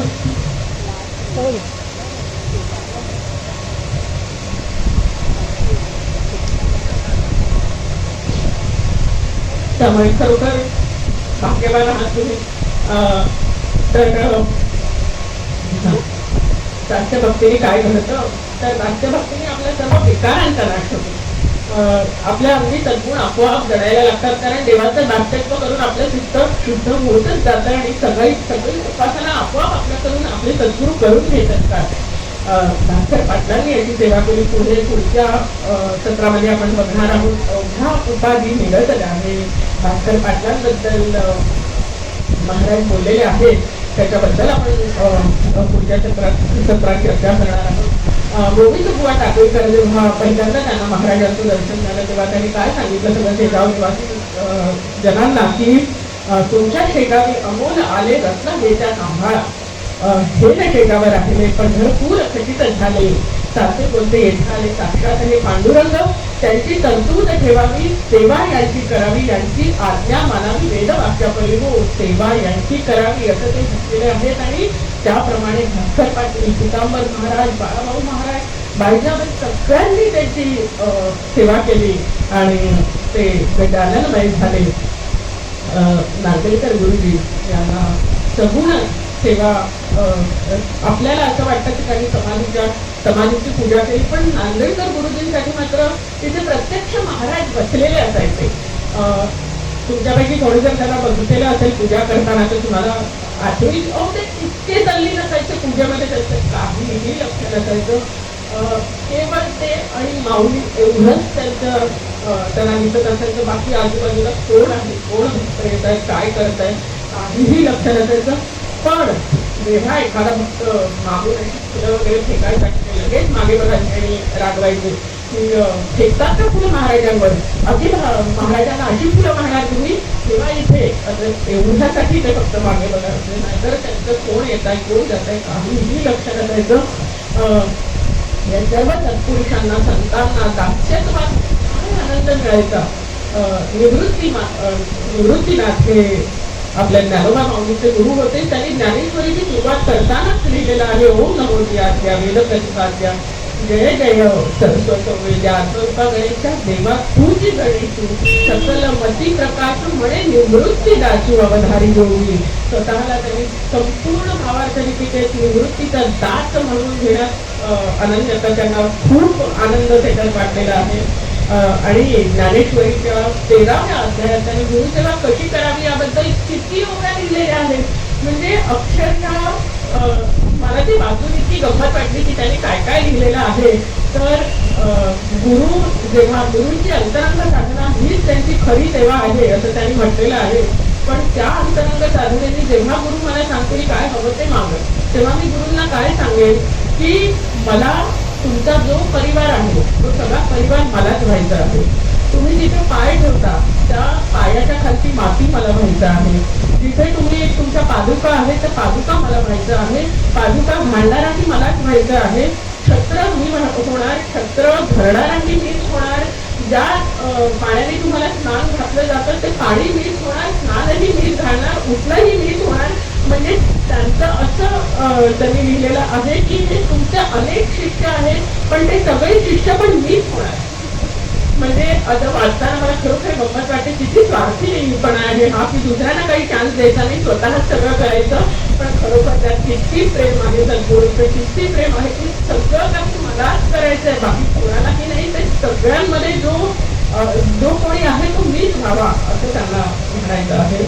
आणि हेच नाथ महाराजांनी पण त्यांच्या नाथ भागवतात म्हटलेलं आहे की मुखी सद्गुरूचे नाम, हृदयी सद्गुरूचे प्रेम, दैनी सद्गुरूचे कर्म, अविश्रम अहर्पेशी, गुरु सेवेची गुंतले मन, विसरला स्त्री पुत्र धन, विसरला मनाची आठवण, मी कोण आहे सुरेना, अशी दास्यसेवा नाथ महाराजांनी मागितलेली आहे. सद्गुरु जेथे उभे ठाकती तरी पायातळी मीच क्षिती, सद्गुरु जेथे जेथे चालती ते मार्गीची माती मी होईन, चरण क्षालनाची समस्त मी ती उदक मी ती कष्ट, मी ती चरण प्रक्षालित चरण तीर्थ मीच सेवी, सद्गुरूचे सिंहासन ते मीच होईन आपण, त्यावरी बैठते आसन तेही जाणं मीच होईल. सगळं त्यांनाच करायचं आहे. नाथ आणि नाथ महाराजांनी ज्ञानेश्वर माऊलीच नाही तर सगळ्याच सत्पुरुषांनी राष्ट्रभक्तीचं खूप वर्णन केलेलं आहे आणि त्याच्यात त्यांना खूप आनंद वाटायचा. तुकाराम महाराज म्हणतात तरीच जन्मा यावे दास विठ्ठलाचे भावे, नाही तर काय थोडी श्वान शुकरे बापुरी, दास्यत्व नाही केलं तर काय केलं या जन्मात. कबीर म्हणतात मैं गुलाम तू साहिब मेरा. पुढे कबीर असंही म्हणतात एक लोहा त्यांचा असा आहे की रामा मी तुला माझ्या डोळ्यामध्ये ठेवेन आणि मी डोळ्यांच्या पापण्या मिटून घेईन. म्हणजे काय होईल तर तुला बाकीचे कोणी दिसणार नाही आणि मला तुझ्याशिवाय कोणी दिसणार नाही. असे गोड त्यांचे दोहे, असे गोड त्यांची भक्ती अशी वाचली की खरोखर इतकं प्रेम उपाळून येतं ना सद्गुरूंबद्दल आणि ह्या सर्व भक्तांबद्दल. तुळशीदास त्यांनी सुद्धा स्वतःला दास म्हणून घेतलेला आहे. जनाबाई स्वतःला नाव्याची दासी म्हणून घ्यायची. मीराबाई म्हणायची मैं तेरे चरण की दासी असं कृष्णाला म्हणायची. आपल्या गजानन विजय ग्रंथाचे करते दास गणू महाराज अखंड स्वतःला दास म्हणून घेतलं. समर्थांनी स्वतःला आयुष्यभर नामाचा दास म्हणून घेतलं रामदास. पण रामदास असून कसे तर स्वामी समर्थ रामदास स्वामी आणि त्यांचे जे शिष्य कल्याण स्वामी. बापरे, कल्याणाच्या गोष्टी म्हणजे खरोखर असं वाटतं की किती गुरुसेवा म्हणजे कशा प्रकारे कल्याणाची गोष्ट सांगितल्याशिवाय मला पुढे जावत नाही. कल्याण स्वामी ते असे एकदम हात दणकट होते, असे शक्ती भरपूर होती त्यांच्या अंगात शक्ती. तितकाच हे गायामध्ये करायचे. तितकी शक्ती होती की एकदा हत्ती माजलेला होता आणि तो पळत होता तेव्हा त्या हत्तीला ठोकून धरण्याचं काम त्यांनी केलेलं होतं. हत्तीची त्यांनी त्यात चांगली गिरवली होती असं त्यांचा समर्थ केंद्रात उल्लेख आहे. इतकं त्यांच्यात सामर्थ्य होतं. समर्थांना कफाची व्याधी होती आणि म्हणून त्यांना विहिरीचं पाणी द्यायचं नाही असं वैद्यांनी सांगितलेलं होतं. तर सज्जनगडावर कोणी गेलं असेल तर सगळ्यांना माहिती असेल की उळमोडी नदी खाली आहे आणि समर्थांसाठी जे हंडे कल्याण स्वामी भरून आणायचे उळमोडी नदीतून ते हंडे तिथे ठेवलेले आहेत. कोणी बघितले असतील तर लक्षात नाही. एवढे मोठे हंडे आणि असे 2 हंडे असे घेऊन कल्याण स्वामी उळमोडी नदीचं पाणी भरून वरती गडावर त्यांच्यासाठी आणून ठेवायचे. तर त्यांना सगळे डाळगंपू म्हणायचे. सगळ्या शिष्यांना असं वाटायचं. शिष्यांमध्ये असं हेवे दावे असतातच. आपल्या महाराजांच्या चरित्रात सुद्धा आपण बघितलेलं आहे. तर असे हेवे दावे त्याच्यातही होते. तर सगळ्यांना असं वाटायचं समर्थ असं कल्याण कल्याण कल्याण करत असतात. तर कल्याणाला काही येतं तरी का. आता स्वतःमध्ये त्यांचे संवाद चालायचे की माझी एवढी पारायणं झाले दासबोधाची, मला हे सगळं येतं, मी इतक्या वेळा हे केलं, इतक्या वेळा पारायणं केली. सगळे काय काय काय काय बडबड चाललेली असायची आणि समर्थांना सगळं माहिती असायचं. एक दिवस कोणीतरी तिथे आलेले होते आणि कल्याण स्वामी जे होते त्यांना भरपूर डाळ आणि गूळ असं लागायचं, भरपूर लागायचं. म्हणून त्यांना सगळे डाळ गंपू असं म्हणायचे. ते म्हणायचे या डाळ गंपूला काय येत आहे, त्यांना कुठे काय येत आहे डाळगुळातलं. कधी समर्थांनी विचारलं उत्तरही देता येणार नाही. एकदा समर्थांनी मोठा हे केलं, दूर केलं की काहीतरी त्यांनी कोविड म्हणायला सुरुवात केली डाळगुळाची आणि त्यातला पुढचा चरण त्यांनी शिक्षांकडे बघितलं. कोणालाही सांगता आला नाही. कल्याणा असं म्हटल्याबरोबर कल्याणाने पुढची ओवी म्हटली आणि त्याबरोबर त्यांनी हेही सांगितलं दशक अमुक अमुक समास अमुक अमुक ओवी नंबर हा. म्हणजे इतकं त्यांना तो दासबोध व्यवस्थित माहिती होता. जरी ते सगळ्यांसमोर ते काही वाचायचे नाही, पण जे ऐकायचे ते इतकं लक्षपूर्वक ऐकायचे की त्यांचं सगळं व्यवस्थित लक्षात राहायचं. असे ते शिष्य होते. समर्थांनी एकदा त्याची अशी परीक्षा बघितली, म्हणजे ह्या परीक्षेत सुद्धा आशीर्वादच असतात. आपल्याला आपल्या गजानन विजय ग्रंथातलं माहिती आहे की भास्कर पाटलांची कशी परीक्षा बघितली गुरुजी महाराजांनी. तर एकदा पहाटेच्या वेळी एक वृद्ध तिथे मंदिरात आलं आणि समर्थांनी त्या दिवशी कल्याणाला सांगितलं की बघ बाबा, आज ना मी तिथे माझ्या खोलीमध्ये पूर्ण वेळ ध्यानात असणार आहे. तेव्हा अगदी गरज असेल तरच मला बोलावं, नाही तर मला बोलवू नको, मी ध्यानात करत आहे. इकडे मंदिरात पहाटेच्या वेळी एक वृद्ध आले आणि असे एकदम दटकट वृद्ध होते ते आणि असे चेहरा एकदम असा रागीत दिसत होता. तर कल्याणाने बघितलं. कल्याणाला हे माहिती होतं की आपल्याला गुरुंनी सांगितलेलं आहे अतिथी देवो भव, जे अतिथी आहेत त्यांचं सगळं आपल्याला बघायचं आहे व्यवस्थित. मग ते तिथे बसलेले होते. कल्याण स्वामी गेले तिकडे आणि त्यांना विचारलं, महाराज काही आणू का तुमच्यासाठी? रागाने त्यांच्याकडे बघितलं, काही नाही असं म्हणाले. पुन्हा एकदा विचारलं, खरंच काही नको का? तुम्ही कुठून आलात? काही आणू का तुमच्यासाठी? काही खायला नको असेल तर काही प्यायला आणू का? पाणी आणू का? तर ते म्हणाले, हो मला पाणी लागतं. तर म्हणाले ठीक आहे, मी आणतो. तर त्यांनी तांब्यावर पाणी आणून ठेवलं. हे मला 2 घंटे पाणी लागतं.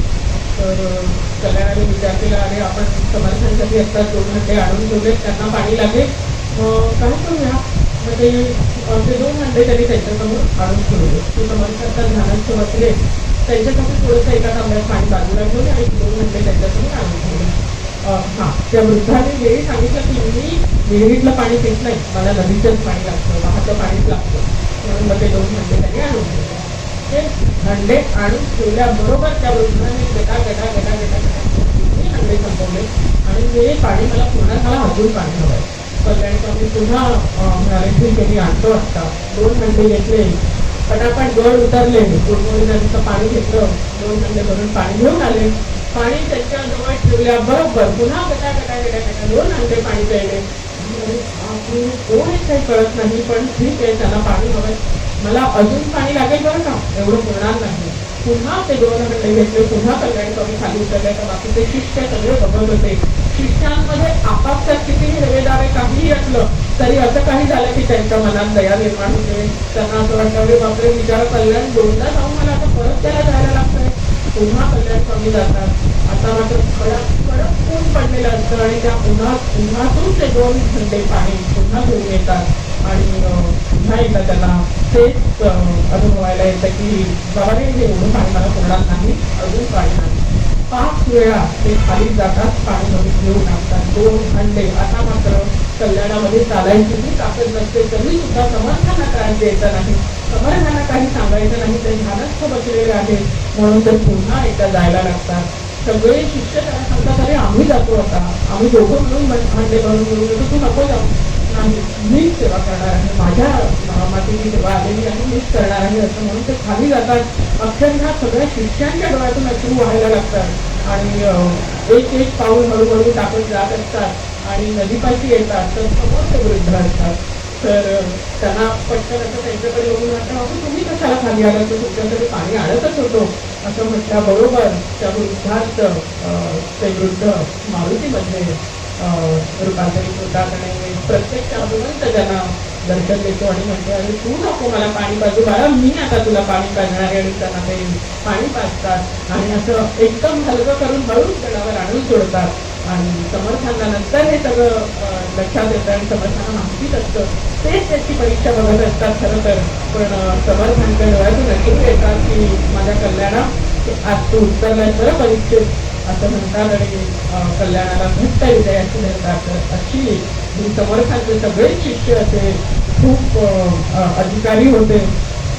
पण दास्यभक्तीचं सर्वोत्तम उदाहरण म्हणजे हनुमान. अत्यंत बलवान, अत्यंत बुद्धिमान, पण तितकाच लीन भक्त म्हणजे हनुमान. रामाच्या मुखातून काही गोष्ट बाहेर यायची गरजच पडायची नाही, कारण एखादी गोष्ट रामाच्या मनात आली की हनुमंताने ती केलेली असायची. इतकं हनुमंताचं दास्यत्व महान होतं. तुकाराम महाराज म्हणतात, शरण शरण हनुमंता, पुन्हा आलो रामदूता, काय भक्तीच्या त्या वाटा मज जावाव्या सुभटा. ते सांगतात हनुमंता मला भक्तीची वाट दाखव, कारण भक्तीची वाट दाखवणारा हनुमंताशिवाय दुसरा कोण भक्त आहे. शूर आणि धीर स्वामी काजे तू सादर, तुका म्हणे रुद्रा अंजनीची कुमारा. हनुमंताने खरोखर इतकी रामरायाची सेवा केलेली आहे. आणि असंच मी बघितलेलं आणि अनुभवलेलं उदाहरण म्हणजे माझे गुरु नांदेडकर गुरुजी. कसं आहे, नांदेडकर गुरुजी म्हणजे समाधीचे पुजारी असं म्हटलं जातं, मुख्य उपाध्याय तिकडे होते. परंतु पूजा करणारे असे अनेक पुजारी आपल्याला माहिती आहेत. कितीतरी मंदिरं आहेत, कितीतरी देवळं आहेत, तिथे पुजारी असतात. पण सगळेच पुजारी असे संतपदाला पोहोचत नाहीत, कारण ही साधना केवळ बाह्यरंग साधना नाही, केवळ उपचाराची पूजा नाही, तर ही अंतरंगाची साधना आहे. आणि अशी साधना माझ्या नांदेडकर गुरुजींनी केलेली होती. इसाफ नीतीमध्ये इसाफ नीती नावाची पुस्तकं लहानपणी आपल्या मुलांना आपण ऐकवली असली किंवा आपण सुद्धा वाचली असली. त्याच्यामध्ये हा जो इसाफ जो हुकम होता तो म्हणजे पूर्वीच्या काही गुलाम असे विकले जायचे त्या देशात. तर हा एकदा गुलाम बनून एका ठिकाणी त्या बाजारात उभा होता आणि तेव्हा एक व्यक्ती आली आणि त्याला विचारलं की तुझं नाव काय. तर तो म्हणाला जे तुम्ही द्याल ते, तू काय खातोस जे तुम्ही द्याल ते, कुठे जाशील जिथे तुम्ही सांगाल तिथे, काय करशील जे तुम्ही सांगाल ते. तर सांगायचा मुद्दा हा की हे खरं दास्यत्व असतं. ह्या दास्यत्वात मी कोणीच नसतो. जे मालक सांगतो ते आपण घ्यायचं, जे मालक देतो ते आपण घ्यायचं, जे मालक आपल्याला हाक मारतो ते आपण स्वतःला नाव लावून घ्यायचं. नांदेडकर गुरुजींना महाराज पुरुषा आणि नांदेड्या त्यांचं नाव होतं पुरुषोत्तम सिद्ध महाराज टाकळीकर आणि त्यांना त्यांचे महाराज हाक मारायचे पुरुषा नांदेड्या. प्रत्येकाच्या स्वप्नात जाऊन महाराज सांगायचे की अरे नांदेड्याला जाऊन भेट, तो तुझं काम करेल. आणि गुरुजी म्हणायचे काय हो महाराज, मला काही माहिती नसतं, तुम्ही असेच कोणाला ते माझ्याकडे पाठवता, मला काय सांगा मी याला काय सांगू ते. मग ते सांगायचे महाराजांशी बोलायचे, महाराज मी याला पारायण करायला सांगतोय आणि एक पारायण करा म्हणजे तुमचं काम होईल. असं कधी सांगितलं की तुमची व्यक्ती काय ते 21 पारायणाची जे काही सांगितलेलं असेल ते करायची आणि परत यायची आणि नांदेडकर गुरुजींना नमस्कार करायची, त्यांना काय काय आणून द्यायची. आणि गुरुजी म्हणायचे मी काय केलंय मग याच्यात, ते तुम्हाला पाठवतात, ते सगळं करतात, माझे ह्यात काहीच नाही. आणि वर हे म्हणायचे करणार सगळं हे आणि नाव माझं, असं त्यांचं आवडीचं वाक्य होतं. गुरुजींची पूजा करायची असायची की खरोखर तिकडे एक बाळ बसलेलं आहे आणि महाराजांचं असं असायचं की सकाळी जर त्यांना बघितलं तर असं वाटतं की खरंच ते आपल्या आईची वाट बघतायत, कधी येणार नांदेड, आपल्या नांदेड्या कधी येणार अशी वाट बघतायत असं मला वाटायचं. गुरुजी यायचे, महाराजांची पत्नी काढायचे, त्याच्यानंतर छानपैकी कापडाची व्हायची, त्यांना नंतर आंघोळीचं सगळं साहित्य घेऊन यायचे.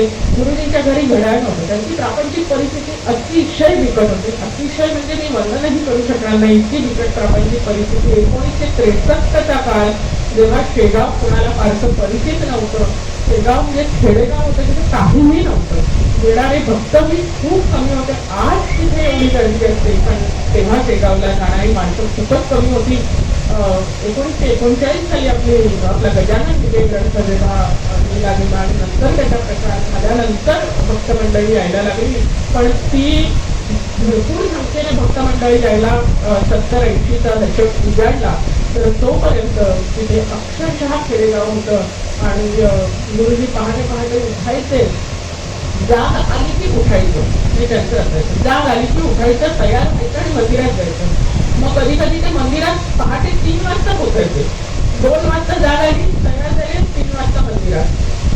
गुरुमाई सांगायच्या किती आरोग्य असता नका जाऊन तिकडे वाटेत, बरं त्यांच्याकडे काही साधनं नव्हती, चालतच जायचे. तेव्हा शेगावात प्रॉपर रस्ते सुद्धा नव्हते आणि असं असताना ते चालत चालत जायचे आणि मंदिरात गेल्यानंतर त्यांना समजायचं की अरे अजून 3च वाजले. मग 2 तास ते तिथेच बसलेले असायचे गादीच्या समोर, तिकडे जायचं, विठ्ठल आणि रखुमाईचं दर्शन घ्यायचं, गादीच्या पाया पडायचं आणि नंतर तिकडे महाराजांच्या इथे यायचं, महाराजांची पत्नी काढायची काकडाची म्हणायची, त्याच्यानंतर त्यांच्या स्नानाची तयारी करायची, त्यांच्यासाठी स्वतः गंध उगाळायचे. कधीही त्यांनी अष्टगंध तयार त्यांना लावले नाही, तर स्वतः गंध उगाळायचे. पाणी ते असं तपासून बघायचे, कितपत गरम आहे, खूप गरम नाही ना, खरोखर एखादं बाळ बसलं आणि त्या बाळाला आपण आंघोळ घालणार आहोत अशी सगळी त्या तयारी करायची. आणि हळूहळू एक एक तांब्याने त्यांना पाणी घालायचे, स्वच्छ अंग धुवायचे. खूप छान त्यांना कधी जे जे काही मिळेल ते, तेव्हा एवढे भक्त यायचे नाही, त्यामुळे साधनही कमी होती. कधी साबणाने अंग घासायचे, कधी त्या हंगामातला फळांचा रस असला तर त्याने त्यांना अभिषेक करायचे, कधी नुसतं दूध, कधी पाणी, सगळं त्यांना छान पैकी विसल्यानंतर पंचाने हळूहळू त्यांचं अंग पुसून घ्यायचे. त्यांच्या तिथे कमरेला एक वस्त्र बांधायचे, इथे एक बंडी घालायचे, त्याच्यावेळेस मोंढार पंचाची घडी ठेवायचे आणि एक एक माळ ते रचायला लागायचे. त्याच्या आधी महाराजांना घातली जाणारी प्रत्येक फुलं ते तपासून बघायचे. कोणी गुलाब दिलेला असला तर सगळे काटे काढून टाकायचे, पानं काढून टाकायचे आणि केवळ गुलाब महाराजांना काही त्रास होणार नाही याची ते पूर्ण काळजी घ्यायची. फेटा स्वतः, पूर्वी ते स्वतः बांधायचे, नंतर तयार पेटे घालायला लागले. त्याच्यानंतर महाराजांना इतकं सुंदर गंध लावायचे ते की भाऊ सुद्धा म्हणायचे की गुरुजी तुम्ही लावलेला गंध फार छान असतं. इथे तो प्रकाश हा प्रकाशित दिसायला लागायचा तेव्हा गुरुजी गंध लावायचे तेव्हा. आणि हा गुरुजी स्वतः घेतलेला आहे की एकदा त्यांनी गंध लावल्याबरोबर तिथे अक्षरशः लाईटचा प्रकाश पडावा इतका प्रकाश त्यांच्या इथे ह्या भागात दिसायला लागला होता. इतकं सुंदर ते पूजा करायचे, इतके तल्लीन असायचे आणि मधूनच त्यांचं काहीतरी संवाद चाललेले असायचे. माऊलीला ते काही पडायचंच नाही. गुरुजी जर चुकून कधी कुठे त्यांना जावं लागलं तर महाराज त्यांच्या मागे जायचे. एकदा त्यांचे तिरुपतीला संस्थानतर्फे गुरुजी गेलेले होते आणि तिकडे गेल्यानंतर काही दिवस राहायला लागले होते. तर महाराजांना इथे नाही पाहिलं, आपली आंघोळ नांदेडला घालत नाही म्हटल्यावर त्यांना राहवलं नाही. गेले तिरुपतीला आणि एका भिंतीवर होती, त्याला हात पुरुषा काय रे मला सोडून इथे लड्डू खायला आलाय काय? तर महाराज गुरुजी एकदम बघायला लागले काय. तेव्हा महाराज म्हणाले चल बात कर तुझं आणि चल मी तिकडे मी वाट बघतोय तुला माझी आंघोळ राहून अजून माझी आंघोळ मला आंघोळ घालायला येईल. तर इतकं त्या दोघांमधलं प्रेम होतं. आणि एकदा तर त्यांनी अशी गमती जमती करायचे महाराज अजूनही करतात. एकदा गुरुजी रात्री सगळं काही आठवून 10:30ला मंदिराच्या बाहेर पडले आणि थोडे पुढे गेल्यावर त्यांना आवाज ऐकू आला, क्या मुंगा मैं तुझे सांगे करूंगे, तेरी भी कभी अब नाम को तेरे आवाज में ना दूंगा. हे गाणं कोणतरी गातंय आणि मी गुरुजींनी ऐकलं तर महाराजांचा आवाज. आता महाराज चाहूंगा मी तुझे गाणं काय गाताय म्हणून महाराज गुरुजी हसायला लागले की हे काय चालू आहे महाराज काय आहे. त्यांना काही कळलं. थोडे पुढे गेले, पुन्हा तोच आवाज. मग म्हणाले अहो महाराज तुम्ही मला काही संकेत देताय का, मला सांगा तरी काय आहे. घरी गेले, पुन्हा तोच आवाज. शेवटी महाराज म्हणाले अहो मला तुम्ही काही संकेत देत असाल तर सांगा, मग मला नाही कळत काय ते. तेव्हा महाराज फक्त हसले, काही बोलले नाही. पण गुरुजींची गंमत म्हणजे हे गाणं महाराजांनी म्हटलं ते त्यांनी ऐकलं म्हणून सर्व परिवारासह आपल्या ते शेगावच्या थिएटरमध्ये जाऊन त्यांनी दोस्ती हा पिक्चर बघितला. तर पहिला आणि शेवटचा पिक्चर. नंतर कधी ते कुठल्या थिएटरमध्ये जाऊन पिक्चर त्यांना कधी हळूच नव्हती त्याची, पण तो एक पिक्चर त्यांनी जाऊन बघितला का तर महाराजांनी त्यांना हे गाणं ऐकवलं म्हणून. तर अशी नांदेडकर गुरुजींची भक्ती होती. त्यांच्यातलं त्यांचं एक उदाहरण मला खूप आवडतं ते म्हणजे एकदा म्हणजे तेव्हा प्रापंचिक परिस्थिती अशी असल्यामुळे काही इतर ठिकाणाहून जर काही त्यांना थोडंफार मिळालं तर ते ज्योतिष किंवा भविष्य पत्रिका सांगणं हे ते वेदविद्या पारंगत होते. दशग्रंथी घनपाठी ब्राह्मण होते. ज्योतिष विद्या सुद्धा त्यांचा अभ्यास चांगला झालेला होता. तर एकदा एक मारवाडी आपली पत्रिका घेऊन आला आणि त्यांनी भविष्य बघितलं, पत्रिका बघितली आणि त्याला काहीतरी सांगितलं आणि त्यावर त्या मारवाडीने त्यांच्या हातावर काही रुपये ठेवले आणि गुरुजींच्या मनात आलं अरे वा चांगली रक्कम ठेवली. तर मनात आलं, आता मनात आलं आणि त्या रात्री महाराष्ट्राच्या स्वप्नात त्यांनी महाराजांना उठवलं. काय नांदेड्या ज्योतिषी झाला होता तुम्ही, भविष्य वगैरे सांगता म्हणे, आता तुम्ही पूजा विजा सगळं बंद करून टाका, हे ज्योतिषाचं दुकान टाक, भरपूर पैसा मिळेल तुला. हे तेव्हा गुरुजींना स्वप्नात महाराजांनी सांगितलं त्या दिवसापासून महाराजांनी गुरुजींनी कोणाचीही पत्रिका बघून भविष्य सांगणं बंद केलं. म्हणजे त्याच्या मोबदल्यात ते काही घ्यायचे नाही. जर महाराजांनी त्यांना सांगितलं की अमुक एखादं काम कर किंवा याची पत्रिका बघ किंवा याला काही सांग तरच ते सांगायचे, पण त्याच्या मोबदल्यात जर काही पुढे काही दिलं तर ते घ्यायचे नाही. सांगायचे महाराजांच्या दानपेटीत टाका, मला देऊ नका. त्यांनी तो धक्काच घेतलेला होता. कारण महाराजांना हे चालायचंच नाही की तू काय, तुला मी इथे कशासाठी आणलेलं आहे आणि तू काय करतोय. हे महाराजांनी गुरुजींना दाखवून दिलं की मी तुला ही सुवर्ण संधी दिलेली आहे तुझ्या उद्धाराची. हे पैसा वगैरे हे काही नाही, तुझा सगळा प्रपंच मी सांभाळणार आहे. अनन्यास चिंतयतो माम ये जनापयोपासते तेषां विद्याभियुक्तानां योगक्षेमं वहाम्यहं. हे भगवंताने सांगितलेलं आहे आणि तेच महाराज गुरुजींना पटवून देत होते की तुझा प्रपंच जसा आहे तसा चालू दे, मी सगळं काही सांभाळणार आहे, तू फक्त आणि फक्त माझ्याकडे लक्ष दे. आणि खरोखर गुरुजींनी आयुष्यभर तेच केलं. दुसरं त्यांनी काहीही केलं. त्यांना कुठेही जायला नको होतं, त्यांना कुठेही जायची इच्छा नव्हती. शेगाव सोडून त्यांना कुठेही जायचं नव्हतं. इतकं आहे की शेगाव जेव्हा त्यांना विचारलं की गुरुजी आता तुम्हाला पुढचा जन्म नाही ना, इतकी तुम्ही सेवा दिलेली आहे, तेव्हा गुरुजी म्हणाले की मला पुढचा जन्म हवा आहे आणि तो सुद्धा शेगावातच, आणि ते सुद्धा महाराजांची पूजा करण्यासाठी हवा आहे. तुझा म्हणे गर्भवासी कुठे घालावे आम्हाला, अशी आपल्या नांदेडकर गुरुजींची सुद्धा भक्ती होती. इतकं प्रेम त्यांचं गुरुवर आपल्या सद्गुरू माऊलीवर होतं. त्यांचं बालपण म्हणजे त्यांचा जन्मच संत कुळात झालेला होता. दाजी गुरु शंकर टाकूंचे जे संत होते त्यांचे जे नातू पुरुषोत्तम सिद्ध महाराज टाकूरकर, त्या सिद्ध महाराजांचे वडील म्हणजे दाजीगुरु. दाजीगुरु दर्शन नावाची एक त्यांची पोथी आहे. आपल्या महाराजांच्या समकालीन असे ते संत होते. आणि जेव्हा ते 7 वर्षाचे होते तेव्हा दासगणू महाराज त्यांच्या घरी आलेले होते आणि त्यांनी गुरुजींकडे बघून असं म्हटलेलं होतं की हा मुलगा आमच्या महाराजांची सेवा करायला शेगावला येणार, असं त्यांनी तेव्हा भविष्यवाणी केलेली होती.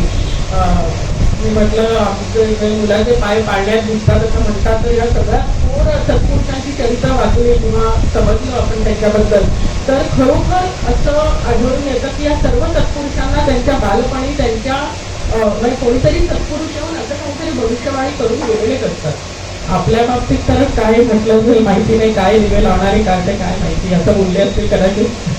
तर त्यांना पहिला दृष्टांत झाला महाराजांचा तो गाणगापूर येथे. आपल्याला किती वेळ आहे, किती झोप येते, त्याच्यावर मी पुढे किती बोलायचं हे ठरवलं आहे ना. पहिला दृष्टांत झाला त्यांना तो गाणगापूरला.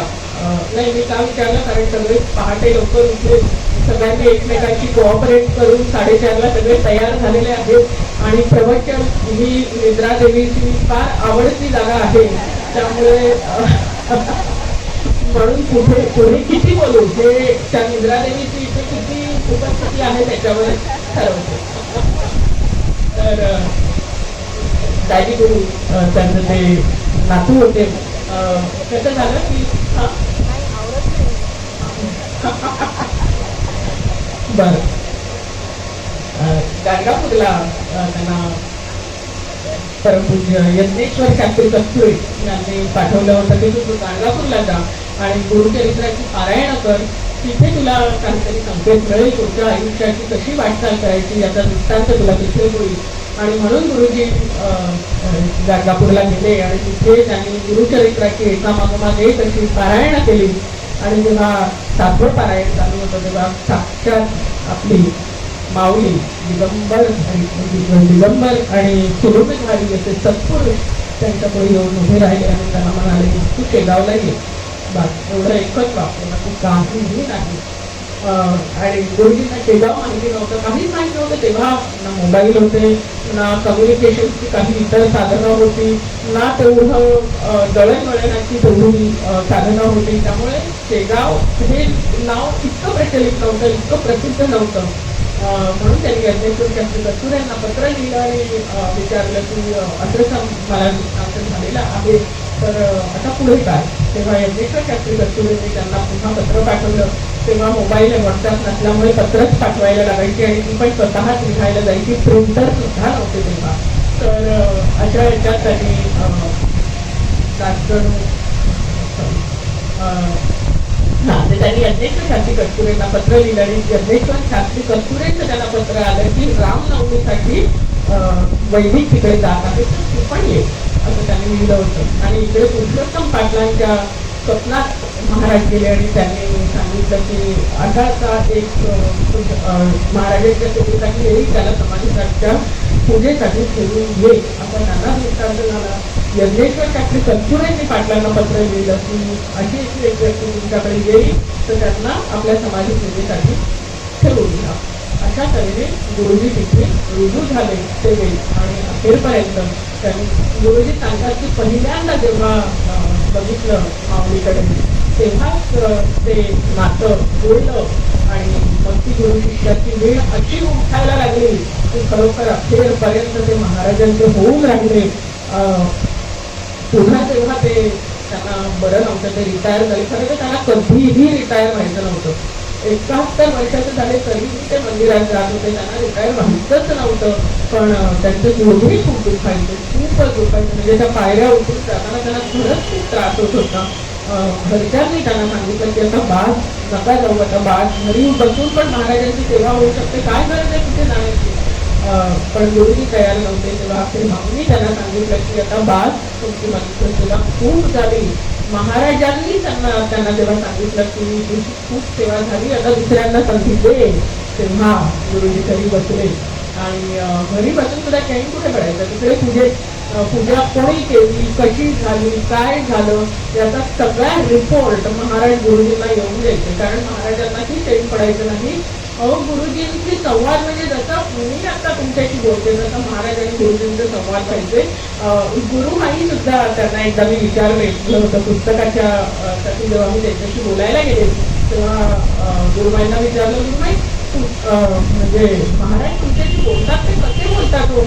तर इतक्याच समाजात म्हणाला हे काय जसं तुम्हाला मी बोलते तसंच.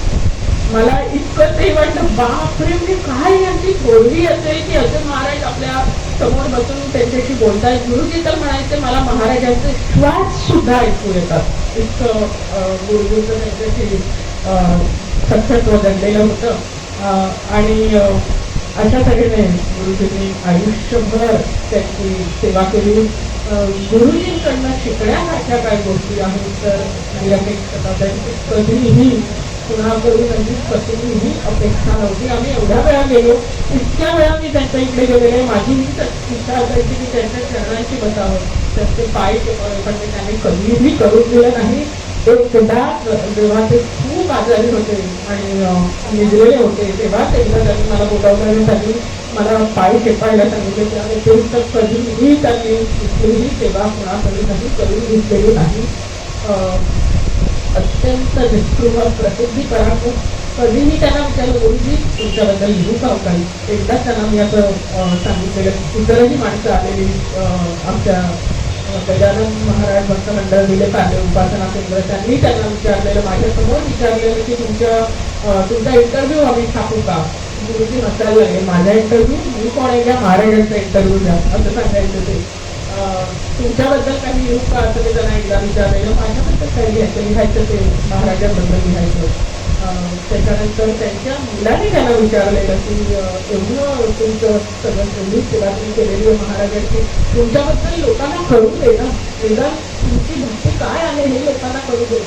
गुरुजींनी त्यांच्याकडनं वचन घेतलं की काहीही झालं तरी तू माझ्याबद्दल लिहायचं नाही. आणि असं असताना महाराजांनी ती प्रेरणा दिली आणि ते गेल्यानंतर 2 वर्षांनी ही प्रेरणा मला झाली आणि ते लिहिणं झालं. गुरुजींची एक अत्यंत लाडकी शिक्षा म्हणजे महिलाताई देशमुख त्या पुण्याला राहायच्या, त्यांची मनापासून इच्छा होती की गुरुजींबद्दल कोणीतरी काहीतरी लिहावं आणि त्या खूप वाट बघत होत्या कोणी लिहिलं. त्यांचा माझा काहीही संवाद झाला नव्हता ह्याबद्दल की असं काही लिहावं किंवा असं कधीच काहीच संवाद नाही. पण जेव्हा अशी स्फूर्ती महाराजांनी दिली आणि त्यांनी मेधाताईंजवळ जेव्हा बोलले की असं खरं तर या मेधाताईंमुळेच मला गुरुजी लाभले. पुस्तकात मी सगळं लिहिलेलं आहे की माधव जोशी म्हणून पार्ल्यातल्या उपासना केंद्राचे जे संस्थापक आहेत तर आता ते नाही, फेब्रुवारीमध्येच तेही महाराजांमध्ये विलीन झाले. तर त्यांच्याकडे मी जायला लागले आणि त्यांच्याकडून मला मेघाताईंबद्दल कळलं आणि मेघाताईंकडे जेव्हा मी पहिल्यांदा गेले तेव्हा त्यांनी सांगितलं ह्याच्यानंतर जातील शेगावला ते गुरूंना भेट. तेव्हा मी त्याला विचारलेलं कसं तुम्ही गुरुजींना आणि मी काय बोलू त्यांच्याशी, कारण एवढी मोठी समाधीची पूजा करणारे गुरु तर माझ्याशी कशाला बोलतील असं मला खूप वाटलं की मी बोलू काय त्यांच्याशी. त्या म्हणायला काही नाही बघ, तू फक्त त्याच्यासमोर जाऊन बघ, म्हटलं ते कसे दिसतात कशी ओळखू मी त्यांना, आणि अगं तर महाराजांसारखेच दिसतात, एकदम उंच आहे, थोडे पान आहे, तरी हात बघ त्यांच्या हाताची बोट आहे इतकी लांब आहे की ओळखतील त्यांना असं. आणि खरंच तसं झालं. जेव्हा मी त्याच्यानंतर शेगावला गेले 2000 सालच्या जुलै महिन्यात, तेव्हा समाधी मंदिरात दर्शन घेतलं आणि बाहेर तिथे मला कोणीच दिसलं नाही. अनेक सेवक तिकडे होते पण तिथे मला गुरुजींसारखं कोणी दिसलं नाही. आणि जेव्हा मी बाहेर आले तेव्हा समोरून गुरुजी चालत आले आणि त्यांच्याकडे बघून कळलं की हेच. आणि त्यांना मी विचारलं की तुम्ही नांदेडकर गुरुजी का?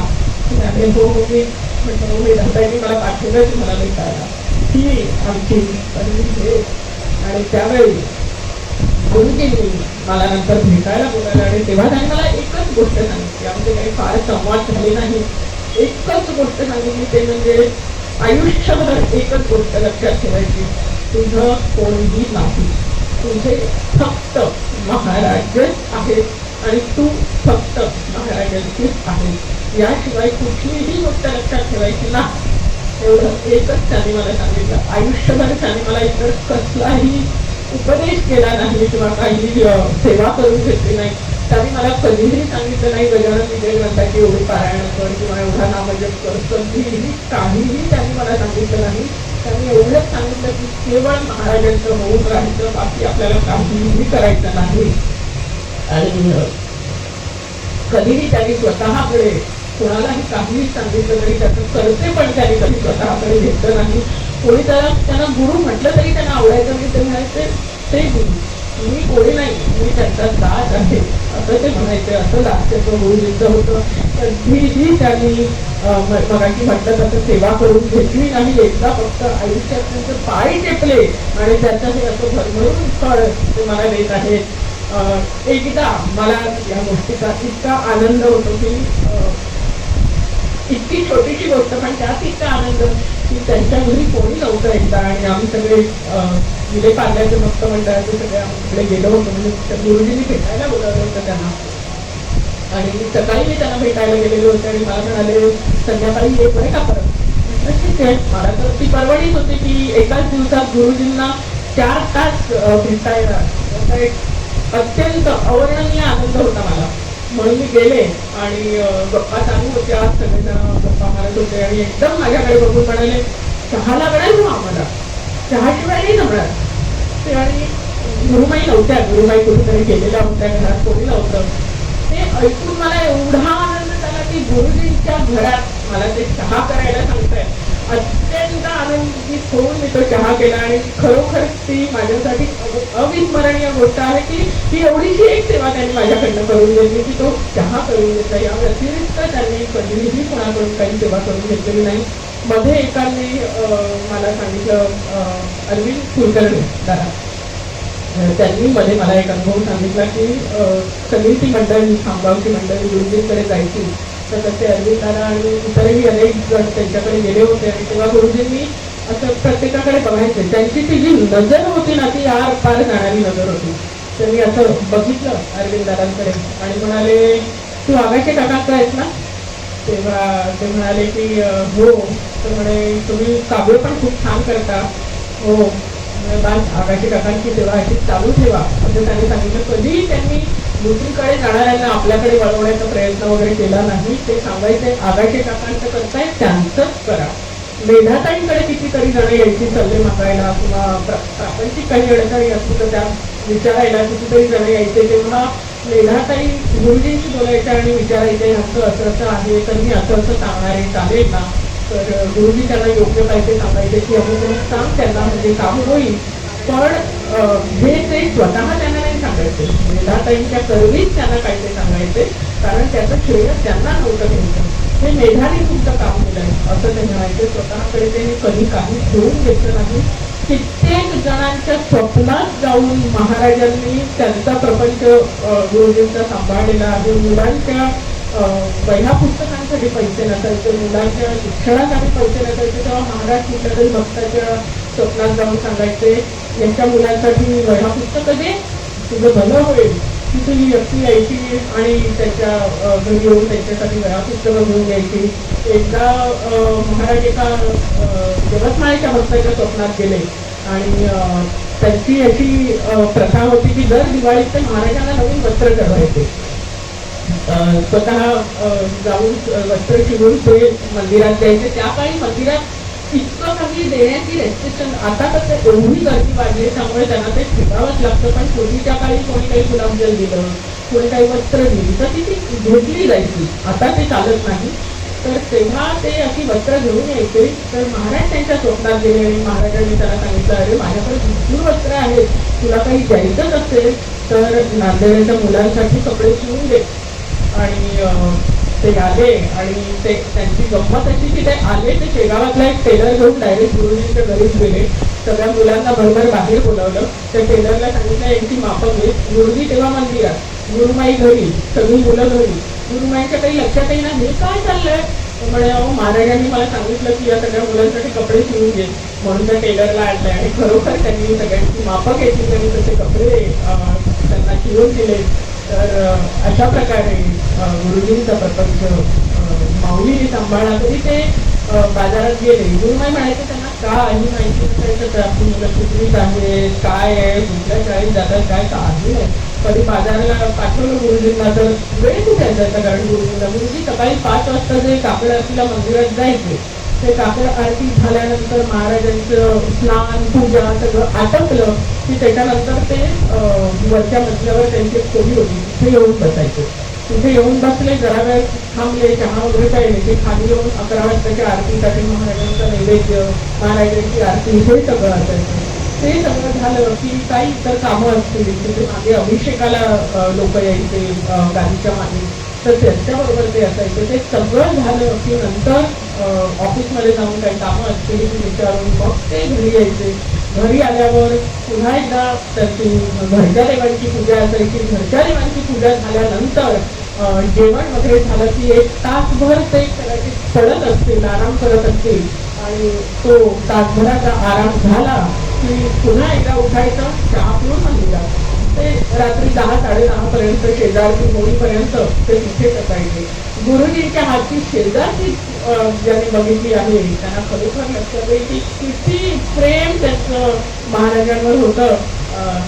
हळूहळू माऊलीचे सगळे एक त्या माळा काढायचे, वस्त्र काढायचे आणि मग तेल घ्यायचे, तेलाने त्यांचे सगळं अंग शेपायचे, मालिश करायचे. खरोखर बाळाला आई कशी मालिश करेल तसे महाराजांना ते मालिश करायचे. आणि तसं झालं की पुन्हा एकदा गरम पाण्याने त्यांना पुसून काढायचे, दूध पाजायचे आणि दूध पाजल्यानंतर त्यांचे पोट फुटायचे. अक्षरशः म्हणजे छोट्या छोट्या गोष्टी ह्या बघितलेल्या आहेत डोळ्यांनी की किती प्रेम, कुठेही काही कमी नाही, काही जास्त सगळं करायचे. आणि त्यानंतर त्याला विडा बनवायचे, शेजारती म्हणायचे, सगळं होईपर्यंत तिथे असायचे. आणि कधी कधी तर आता त्यांना सकाळी आंघोळ घातल्यावर छान तयार केलं की त्यांच्याकडे बघायचे, ते मागे व्हायचे, जरा बघायचे, ते मान डोकायचे, हा काय छान दिसतोय हा रंग महाराजांना असं त्यांना. आणि त्यांच्या हातवाड्यांमध्ये ही त्यांची जी छबी होती, सगळ्यांना म्हणते कधी काही झालं म्हणजे महाराजांचं कसं असेल तसं, ती त्यांची एक छबी होती. त्यांच्या घरी महाराजांचा एक फोटो आहे. अशी त्यांच्या घरात शिरलो आपण की इथे त्यांचा पलंग असायचा आणि तिथे समोर भिंतीवर महाराजांचा फोटो असायचा. आम्ही तिथे समोर बसून ते जे सांगायचे ते ऐकत असायचो आणि त्यांचं पूर्ण लक्ष त्या फोटोकडे असायचं. त्या फोटोशी त्यांचे संवाद चालू असायचे, असे माना डोलवायचे. काही कोणी सांगितलं की अहो महाराजांनी अशी लीला केली असं म्हटल्यावर ते फोटोकडे बघायचे, वा महाराज असं म्हणायचं. आणि इतकं प्रेम त्यांच्या डोळ्यातनं, त्यांच्या चेहऱ्यावर दिसायचं महाराजांसाठी की पाच आम्हाला ते प्रेम त्यांच्या चेहऱ्यावर जे दिसायचं तेच आमच्यासाठी पूर्ण चार्जिंग होतं की त्या त्यांच्या प्रेमाच्या ह्याच्यावर आम्ही पुढच्या शेगावच्या यात्रेपर्यंत आम्ही चार्ज इथं पसायचो. परत बॅटरी डाऊन झाली की गुरुजींकडे या, त्यांचे हावभाव बघा, त्यांचे गुरुजी महाराजांशी संवाद जे होताना आहे ते अनुभवा आणि बाळ त्यांच्या हातच आमची बॅटरी फुलली चार्ज व्हायची. तर असे माझे गुरुजी माझ्या मते मी इथे थांबवते, कारण अनेकांना निद्रादेवी प्रसन्न झालेली आहे. आपल्याला अजून पुढचं दुपारचं सत्र पण आहे. तर नाट्यभक्ती खरोखर आपले ध्येय आपण हे ठेवूया आणि हळूहळू नवविधा भक्तीच्या एक एक पायऱ्या चढून आपण दास्यभक्तीपर्यंत यावं अशी महाराजांची प्रार्थना करूया की महाराज तुमचं दास्यत्व द्या.